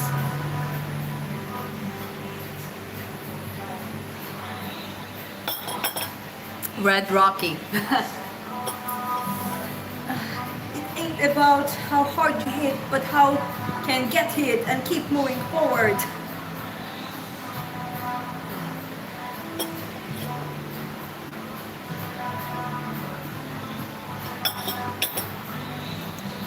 Leroy asking, what country in Southeast Asia do you live in? Vietnam currently, in Nha Trang City, but we are looking forward to explore more. So I really want to have one fight with the Silverback team and really establish that relationship with them, that, you know, even if we leave and then come back to Nha Trang, like we always like work and collaborate with them, because I think they seem to be very great, like laid back gym, very friendly as gym in Nha Trang. But we want to check out another city that is quite a good boxing gyms there, and it's close to Saigon, and you know, spend some time there and see the scene there, and then maybe even go Thailand. My friends,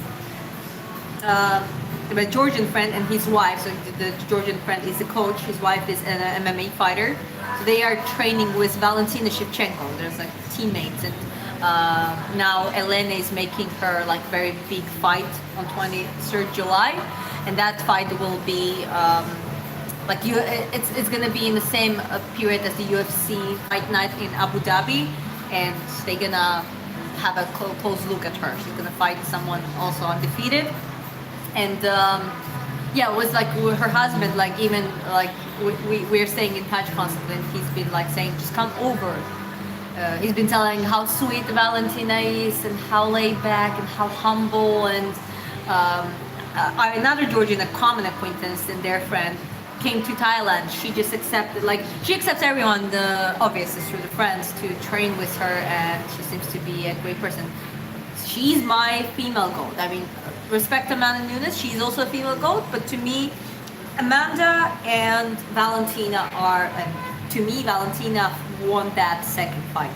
So, yeah, would be amazing to actually go there, train there, and interact a little bit with them as well. Would be super awesome. So that's the plan. We're staying around Southeast Asia, but looking forward to explore a little bit more around.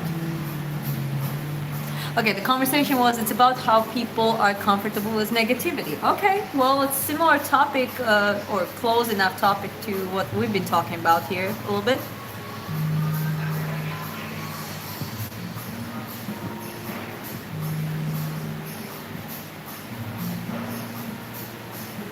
Okay. You destroyed your hamstrings and beat the prosciutto sandwich with the ham semi man. Okay. I don't know, that made me laugh, but thank you. Thank you for making me smile. And we accustom ourselves to giving rewards to people for bringing others down, and condemn those who try and lift others up? Okay, that's a good question. Maybe that unfairness happens around, but I truly believe that being a decent person is gonna get you further. I'm not talking about if you go to politics, if you go to that like Hollywood, like dirty predator-like surroundings where it's like other people. It's all about get the taking advantage of someone.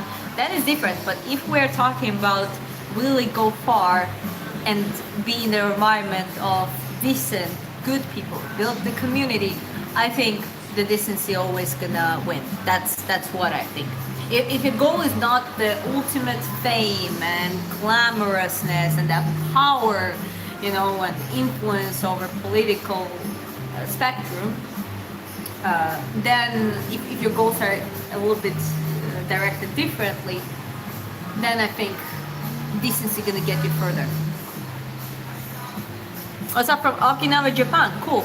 Goju karate that I used to do before boxing is originating from Okinawa island, so that's quite cool.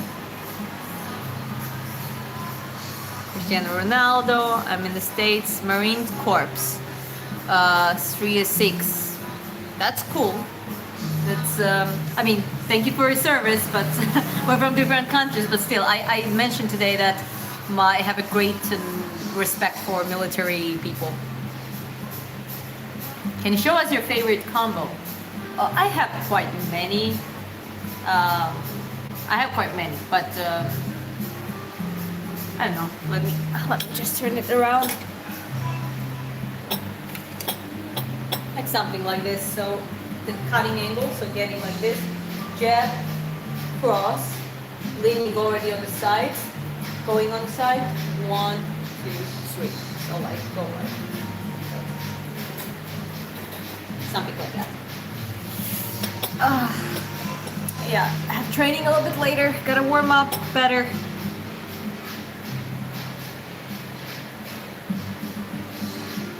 So essentially the standards of our morals has dropped and it's continuously dropping, and that's just in general. Yeah, I can agree with that.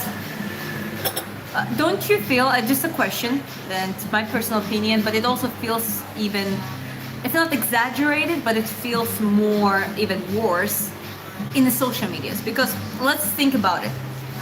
We cannot possibly know what other people do in different cultures, different countries, in different, even just different personalities, aside of the social media. Like, we really see people sharing their lives, doing their things, so whether it's celebrities or bloggers or just anyone, companies, etc.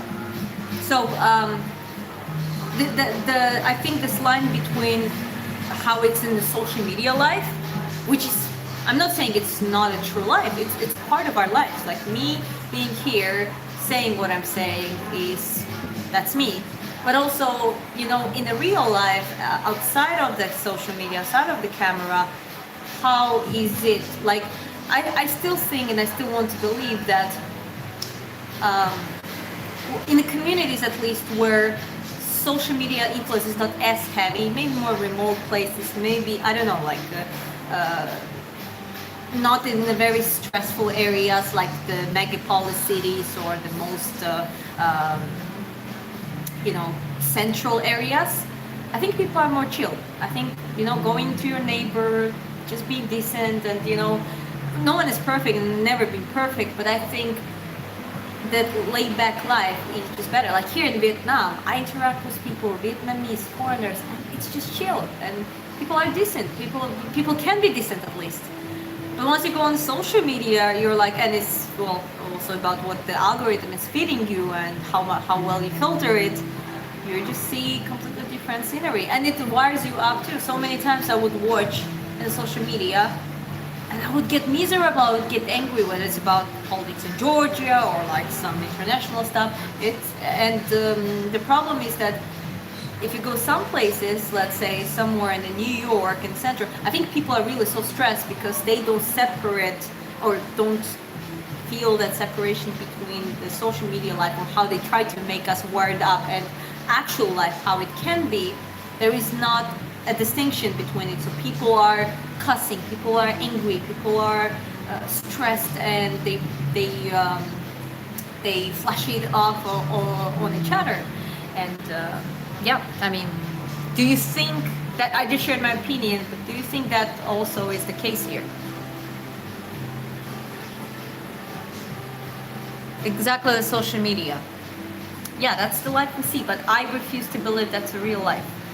You have a handful of people who try to be realistic and honest about it, but most of people want to be perfect. Most of people want to be rage baiting.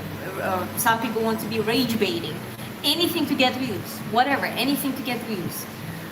And then, you know, how is it afterlife? I think I met quite an incredible, nice, interesting people. Pretty much out in Southeast Asia, here in the Trunk City, at least that's the case. You know, it might not be in every city, might not be in every community, but I really do think that we really need to stop letting social media to influence our daily lives and our real interactions as much as it does now. What do you call the lazy kangaroo? A pouch potato. Animal Drive. That's a good one. Thanks for, you know, just making that joke.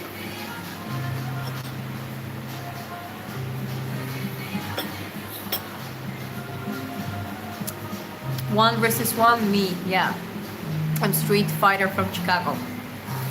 Street fighters are interesting because some of them are actually former fighters or like part-time MMA fighters. Some of them don't know how to fight. I'm not saying anything about you, just saying what's your experience actually? Have you seen like street fighting scene is different than like MMA, mixed martial arts scene? I'm stuck in the amateur boxing style, and advice on what I need to work on transfer better to pro. Leroy, we have same problem. I also feel like I'm stuck on the amateur boxing, even though like the footwork, everything, but like I'm too sideways. That's not very good for my stature actually. Yeah, I throw those like pointing like kind of punches that give me points, but I myself are in the journey now and kind of understanding how to position myself and discover actual power, punching power, and really impose my game more aggressively. So I might not be able to respond exactly right now, but I will show the more of the journey myself. And when I get the better realization how to get there, I will let you know. Maybe I'll be able to respond better to that question. The one thing I would say, do less movement. Even if you're very good on your feet, try to get more compact and really learn how to go, like they step backwards, you step exactly how much you need to maintain the distance. So more of the inch control, guard up more like, and learn how to be in the same position. Like in the amateur boxing, he would do 1, 2, 3 combo, they would do, let's say, side step, go out, and that's how it would be. It would be a lot of movement in pretty much most of the amateur boxing. But in professional boxing, a lot of times it's about, yeah, you moved a little bit, then got to that distance, you got them against the ropes, and then you start almost working like against the bag. Not as much as the like footwork back and forth, but like using that inch control and really distress your opponent into things and have episodes like that. I think you have the professional boxing is more about episodes too. You have like a clear episode, then you move again a little bit more, maybe defend couple, make sure that you know that doesn't count as a point, and then you see it again and you're like again push them. As the second number, you can do the same too. You can be like wait for them, counter, bum bum bum, and then move again. So it's way more. I don't know how the difference for me is that it's less movement on the feet, but not necessarily no footwork. It's still a footwork, but it's way more precise and positioned in this in a certain spot, you know.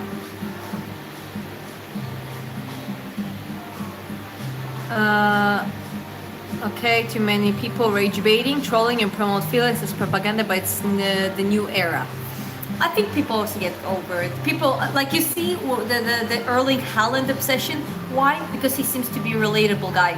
Just a decent, normal like acting normal. That's what I think. That's what people want to see more.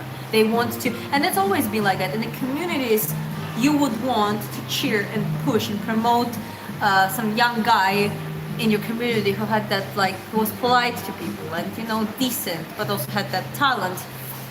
I'm talking about positive, you know, version in the positive communities like that. So I think that's what people want to see more, just real people. Can you beat an average guy? Not really, not necessarily.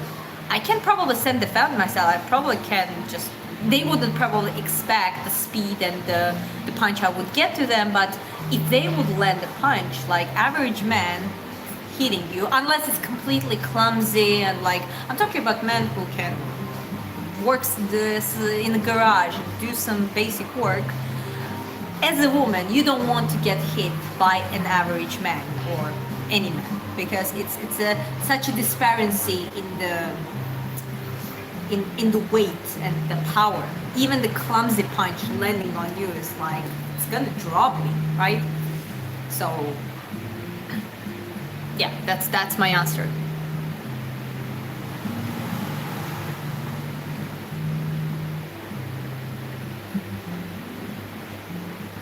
Do not disrespect Nikita. I've been boxing 35 years old and in jail when I was 15. Well, I didn't mean to disrespect you. I just asked. That's why I said it's not necessarily you. I've seen some street fighters who got completely destroyed by MMA fighters. But if you've been boxing 35-year-old, so you have a boxing background, you actually have mixed martial art or martial art background or combat sport background. So feel free to share more. Like, how is it like the street fighting scene for you? Especially if you are the champion, you know, what kind of people do you fight? Or like, yeah, what kind of people go to the street fighting? I'm not saying it in a negative way. I just genuinely, I'm a girl, like I'm not doing the street fighting for sure. I'm doing boxing, like just the classic boxing. So feel free to, okay, wow. I do too much footwork. I do too much footwork too. I'm trying to now work on that. Like, the ability of it is great. You still need to maintain it, because if you need it, you can always boom, boom, boom, like do that, easy. But now focusing on the things that you kind of need to polish a little bit, same as I do.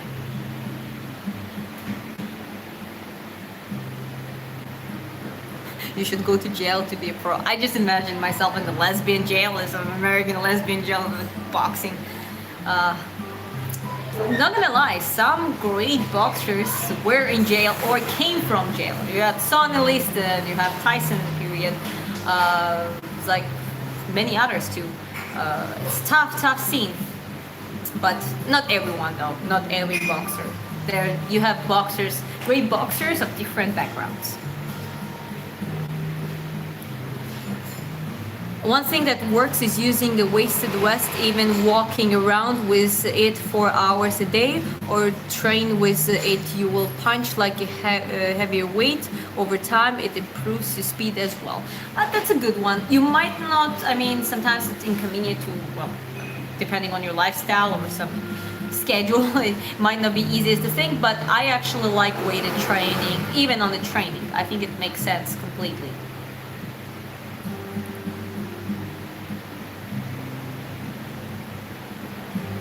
Let's make it, the Conor is so relatable. I mean, to a certain extent, Conor is relatable too, because you can have positive and negative relatable qualities, absolutely. But Conor, I think he was even more relatable when he was coming up. Don't forget how people started loving Conor. It was the guy poor, was the girlfriend who was supporting him, and he would work his ass, and he would just was hungry and walk through everyone with that great charisma, and then becoming really having some star qualities. But that background story was what brought Conor where he was. And then obviously you have like dedicated fans. He just built up the probably the loudest name in not even in only in UFC, but general mixed martial art history that sells, you know.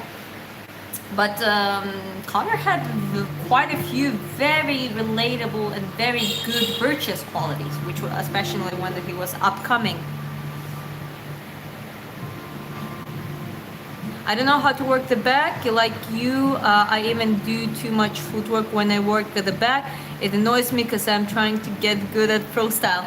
Leroy, I can relate. To be honest, like to say that I know like that I drop back into moving and I start moving around the back because I would not do that before. I think it's just kind of sometimes force yourself. Okay, I'm gonna sit there now and I'm gonna sit in the position and imagine yourself in a scenario. Imagine you are in a clinch or you're in the middle distance, like you are right now against your opponent and you have opportunity to do some punching exchanges or even punch against them. What would you do? That's how I picture it. Whether I do heavy back individually or even shadow boxing, I just sometimes paint scenarios in my head in a slow-mo and I just take time and I just try to do that. I think that's the better way how to try, because if you just go freestyle, you're always gonna go back what you are the best at and where you feel most comfortable. But when you actually want to develop something opposite of it, it makes sense that just slow yourself down, almost like a kid, you know, when you just need to do a precise task. Just try to focus on it. Do it slow. It's fine. Just think about what would I do and start doing it. See if that makes sense. Then start repeat. If you like, if you're happy with that combination. And again, it's simple. You can watch other boxers do that. You might have some other favorite boxers do certain combos. You just simply repeat them, already knowing where they work and how they work. Then you need repetition, right? Everything. Like your footwork, you did a lot of footwork. That's why you have a good footwork, right? Same with the combos and punching volume. You kind of need to, I think to even to the point, like I overcommit to punches. I actually learned, like kind of got used to how to throw those haymakers or like a more, like a striking punches, but power and energy differently. So that the heavy bag is a good place for it, but don't rush yourself, especially if no one watching you and you do individual work. You can just put your headphones in and focus to do that. At least that's how I see. That's what I'm starting to do myself, and that's what I'm trying to do.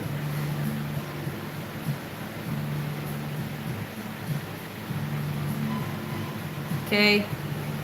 Is it DDP versus Usman? Yes, it is.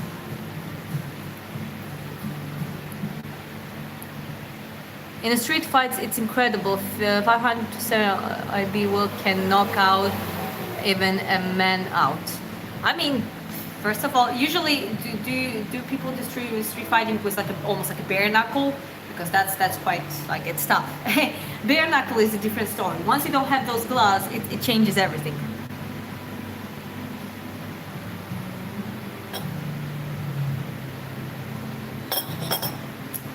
Well, my kickboxer friend, who is a tough British guy, he's like also been in jail and he's like, good lad, but you know, just like has a tough background. He himself, like he at the same time, he's not like against women in sport, because and not even in sport, even in fighting. He saw back in UK days, he saw one of his friend's girlfriend. There was a camera record outside of the bar. She was like mighty. She was like my size, like a mighty one. You know, some women and some smaller people are reckless, you know. And she went out. There was some issue. The guy talked something to her, I don't know. But the camera was showing that she just went out. She just like slapped him, or like like they didn't see properly. But she just swung that hand and landed it right in the part. And when you do it with a bare hand, it just the nerves. She dropped that guy thing. Obviously, he didn't expect. He just was in the phone or something. Looked at her, and she's like not even professional. She just did that. And so he's been telling me that I seen a girl like chick your size knocking out the guy. Obviously, that was the factors, you know, and that's how it is with a bare hand, with the right spot, with a certain power distribution. It actually takes less power to really apply that like knockout or damage. I'm not saying that she's like a bad bitch or something. If he would miss that punch or not even like drop, and if she was not that lucky and he would swing back, he would probably kill her. But the point that was a good point. That in that situation, it's like very odd. Uh,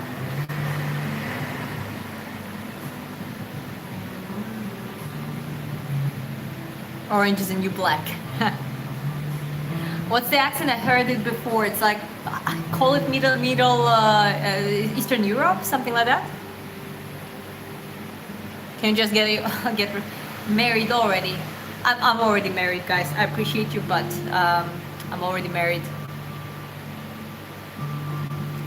Who think will win in the fight, lion or tiger? Lion, because he has a backup. Tigers are usually lonely ones.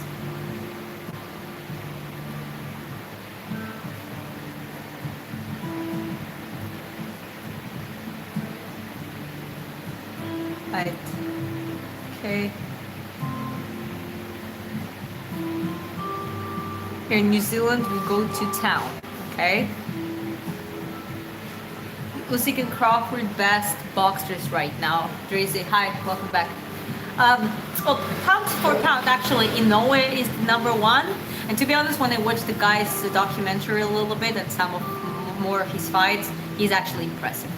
He might have some gaps or openings, but he's really, really impressive guy and tough, really, really tough as well. So, but yeah, Usyk, Crawford to me are definitely like a role model type of boxers. Thank you for the advice. I mean, that's something I would give. That's advice I give myself too. So let's see if it works for us. It would be great. But a lot of times in training, just take things slowly. It's part of the work. Yeah, you have some classes, you have some sparring work where you actually have the high pace, higher pressure. But I do believe that a lot of work, a lot of background work really comes on the, not even necessarily training. You actually can go and work like things like footwork, shadow boxing, and heavy bag can be as playful as it really can get, you know, like it doesn't have to be an endurance and power training all the time. It can be really just training the pattern, and for that you don't need to sweat, you don't need to get stressed, you don't need to get tired, but your neural system gets trained. So a lot of low volume or low impact type of boxing training actually will build your neural system better and build up those patterns.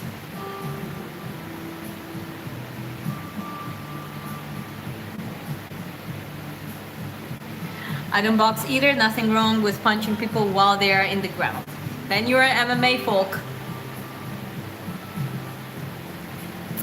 Moral of the story is the duty of men is to protect women, but not just that, but help out women in learning how to protect themselves. Very well said, Starborn. I absolutely agree with that. And yeah, the only thing I would add is for girls also to be encouraged. I think some women boxers can become good coaches themselves too.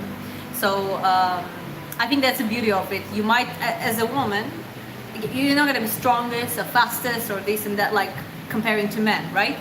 But when you become coach and if you have that vision, if you have that patience, if you have that experience behind you, I've seen some great female coaches. And very interesting, in Russia, for example, or in Soviet countries, it's very common. You have some of the very tough and very well-known female boxing coaches specifically. And then they train both girls and guys, and they also show the different perspective. So I'm all for anyone who has experience and talent for coaching it further down the line, passing on their legacy, providing different perspectives to the younger generation, and that way kind of maybe just deleting that gap of only guy can be coaching. That's like boxing only is a brutal sport. It is a very brutal sport, but at the same time it is a very high IQ sport, right?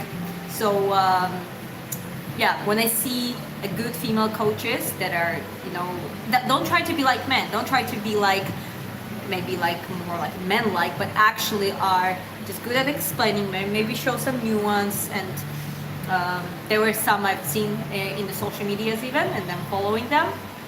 I think that's quite a great thing.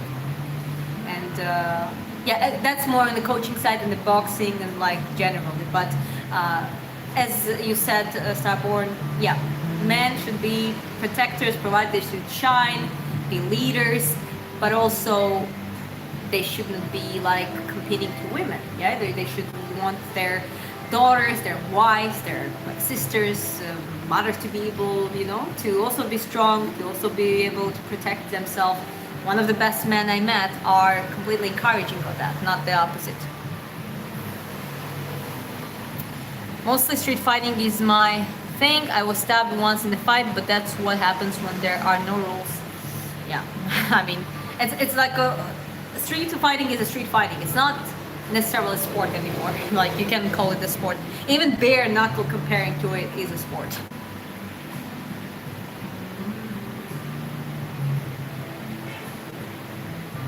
I have to concentrate on triceps. I think my triceps are this slide you can see, but I'm actually quite. I do push-ups. I do lift mine. Like I don't have problem with the triceps. I think my back is still stronger, like because I can do body weight and even extra weight pull-ups. But yeah, you know what? I'll work more on it though. I used to go to Japan with my dad. He represented New Zealand in the late 80s. Sam is done, book a belt, and I still train SAS here. Wow, that's cool. That's very cool, Boy Willis. Do all Russians have messy hair? What do you call messy? I mean, it's just hair. I just washed it today. It just got dry like a while ago. And hey Becky, finally the Becky Lynch reference. Yeah, from Georgia, that's right. Boxers have famously high IQ. And still you have levels. You have levels to sport. I would say that the highest level boxers are the highest IQ quite commonly. Even the ones that are not considered to be, they still have quite a good fighting IQ, average than higher than average boxer would have. Boxers and football players. Yeah. And show my back. I mean, I don't know if I can show like this. Yeah, you can't see in this t-shirt, but yeah, my back is quite. If you watch one of my pull-up videos, there's like I was in top there, so you can see, like I have little breaks on my shoulder blades. Like my back is quite, I think, looking the most impressive it's ever been.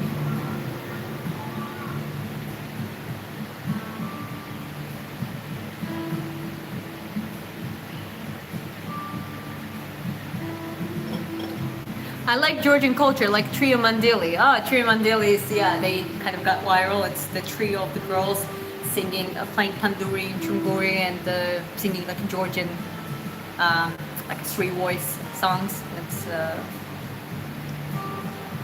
yeah, and they're even more impressive bands too. Like they're very, very virtuous. And, like Georgian singing is amazing. I love it. Every region has its own, and I suggest you. I'm not collaborating with a guy. There is this guy named Marto Katsi. So MartoKaci.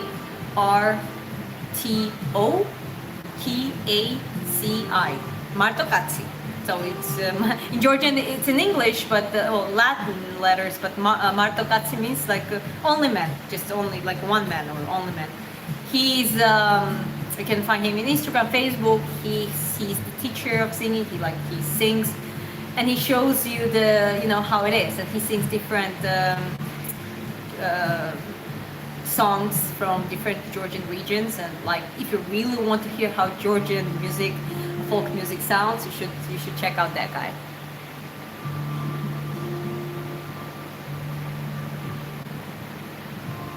MMA might be the top fighting sport because all fight style goes. Of course. If you're just generally talking about like the well-rounded average fighter, of course MMA is the closest thing to be the most versatile. The shoulders are nice all built. Thank you. How can you decide to do boxing and not judo or wrestling? Well, first of all, I'm not coming from the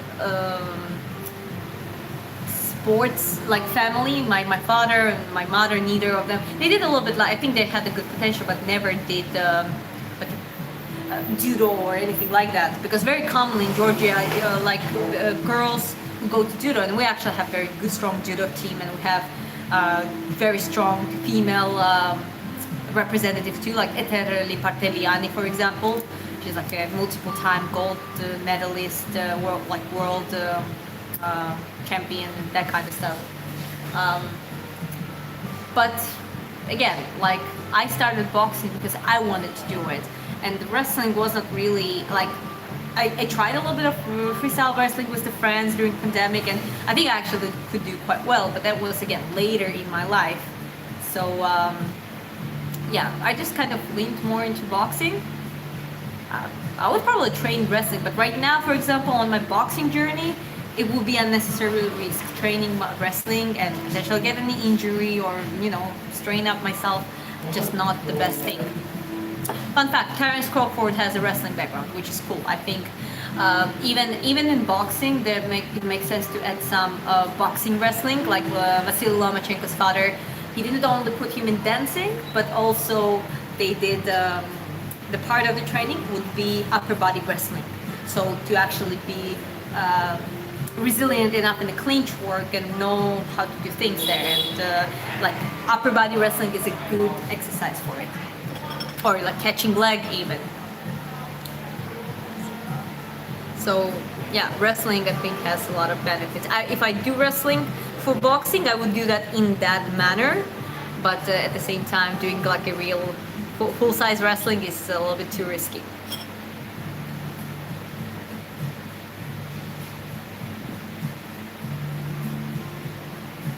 So Chuck Norris, I mean, he passed away recently. I don't know where did you see him, but like that's Chuck Norris. He can come back whenever he wants.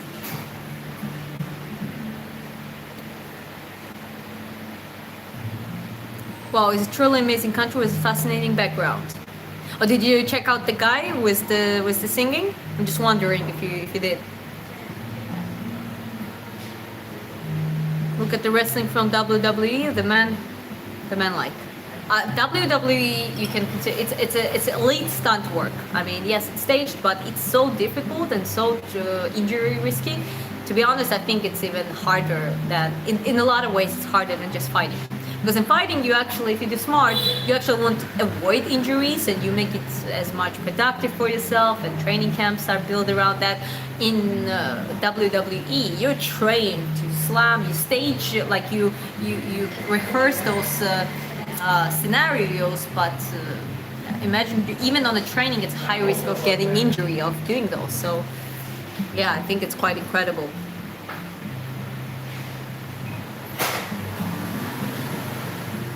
You have to build more biceps and increase in arm size. You cannot be beaten up easily. Thank you. It's probably gonna come with more strength training I do, but also the way I do strength training, I don't really grow much. That's a good thing. You don't. If you actually do pure strength, and then obviously you put it, you learn how to transform it into the power depending on your sport. You don't really grow. Power lifters they're quite. Like lean and pronounced, their muscles are pronounced, but they're not as big as bodybuilders. Why? Because if you do pure strength training, you don't do muscle failure, you do less than 5 repetitions, heavier weights, heavier impact. It's more of the CNS training. You rest in between sets, or even do the grease to groove and rest quite a long time between one set or another, and that's why like you might not see that I have big thing, but I actually can. When was the last time I did biceps just to check, like with a barbell? It was like 30 or 40 kgs. I did like a one repetition. I'm not sure about, like, I will do that at some point and tell you the exact number, but I'm quite strong with my hands. Hello, beautiful lady. Hello. What's the WWE Women's Champion? I don't know. Is it the Rhea Ripley now, or like, I don't know. I have no idea. I don't know many. I know just few because they have a good marketing, and I see some clips sometimes. I was checking Trio Mandili. Oh, okay, Trio Mandili. No, it's good girls. But I'm telling you, you should check Marto Cazzi, like how I spell it. It's exactly how you write it. Marto Kaci. Marto Cazzi. Like that is a real Georgian, like really professional Georgian singing the way he does. And he's one guy, and he sings like he does bass and medium and first voice, and he shows you how it's built up. Do you think any MMA fighter would be able to take on WWE Big Show in his prime? What do you mean, like do the show? I think MMA fighters without the proper preparation can do no shit. Some of the stunts they do in WWE, because it has to be rehearsed. You cannot just show up and do it. But when you say about actual fighting, same again. If you're just WWE, but you don't really actually have a proper, like Brock Lesnar, who actually was in both. It's difficult. Like you need to adapt one or another. For WWE to compete in MMA, they need to do MMA training. They actually need to spar for real and get used to how it is there. And for MMA fighters, they would have to go through the same like rehearsals and trainings to be able to do those stunts. You look like a Becky Lynch. No, not March. Marto. So instead of CH, to just write TO. Marto Cazzi. Yeah. Look, ma'am, how are you doing? Becky Lynch, but prettier. I'm also way younger, so. Big Show was 7'2" and weighed 500 pounds. Big Show. Who was that? 7'2" though. It's massive. It's not like. Is that even a real height? Your eyebrows look fabulous. Thank you. I actually painted them a little bit, so not like I would call it a makeup, but just decided to look a little bit more fresh today.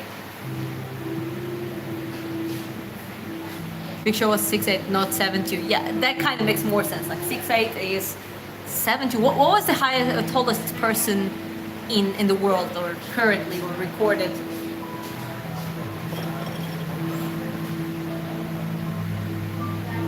Show is Paul White. Okay. As I said, if it's WWE, I'm not really as familiar. Let me screenshot it. I'll look him up. Okay, guys, I actually gotta wrap it up. Let's give it the 5 minutes, and I need to go getting ready for the training a little bit later.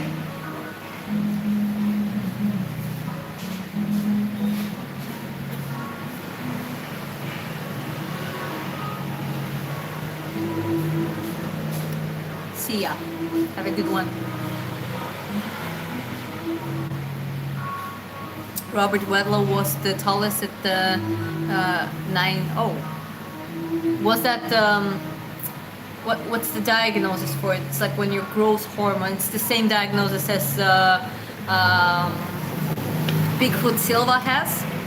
It's like when you just grow and your face structure changes a little bit.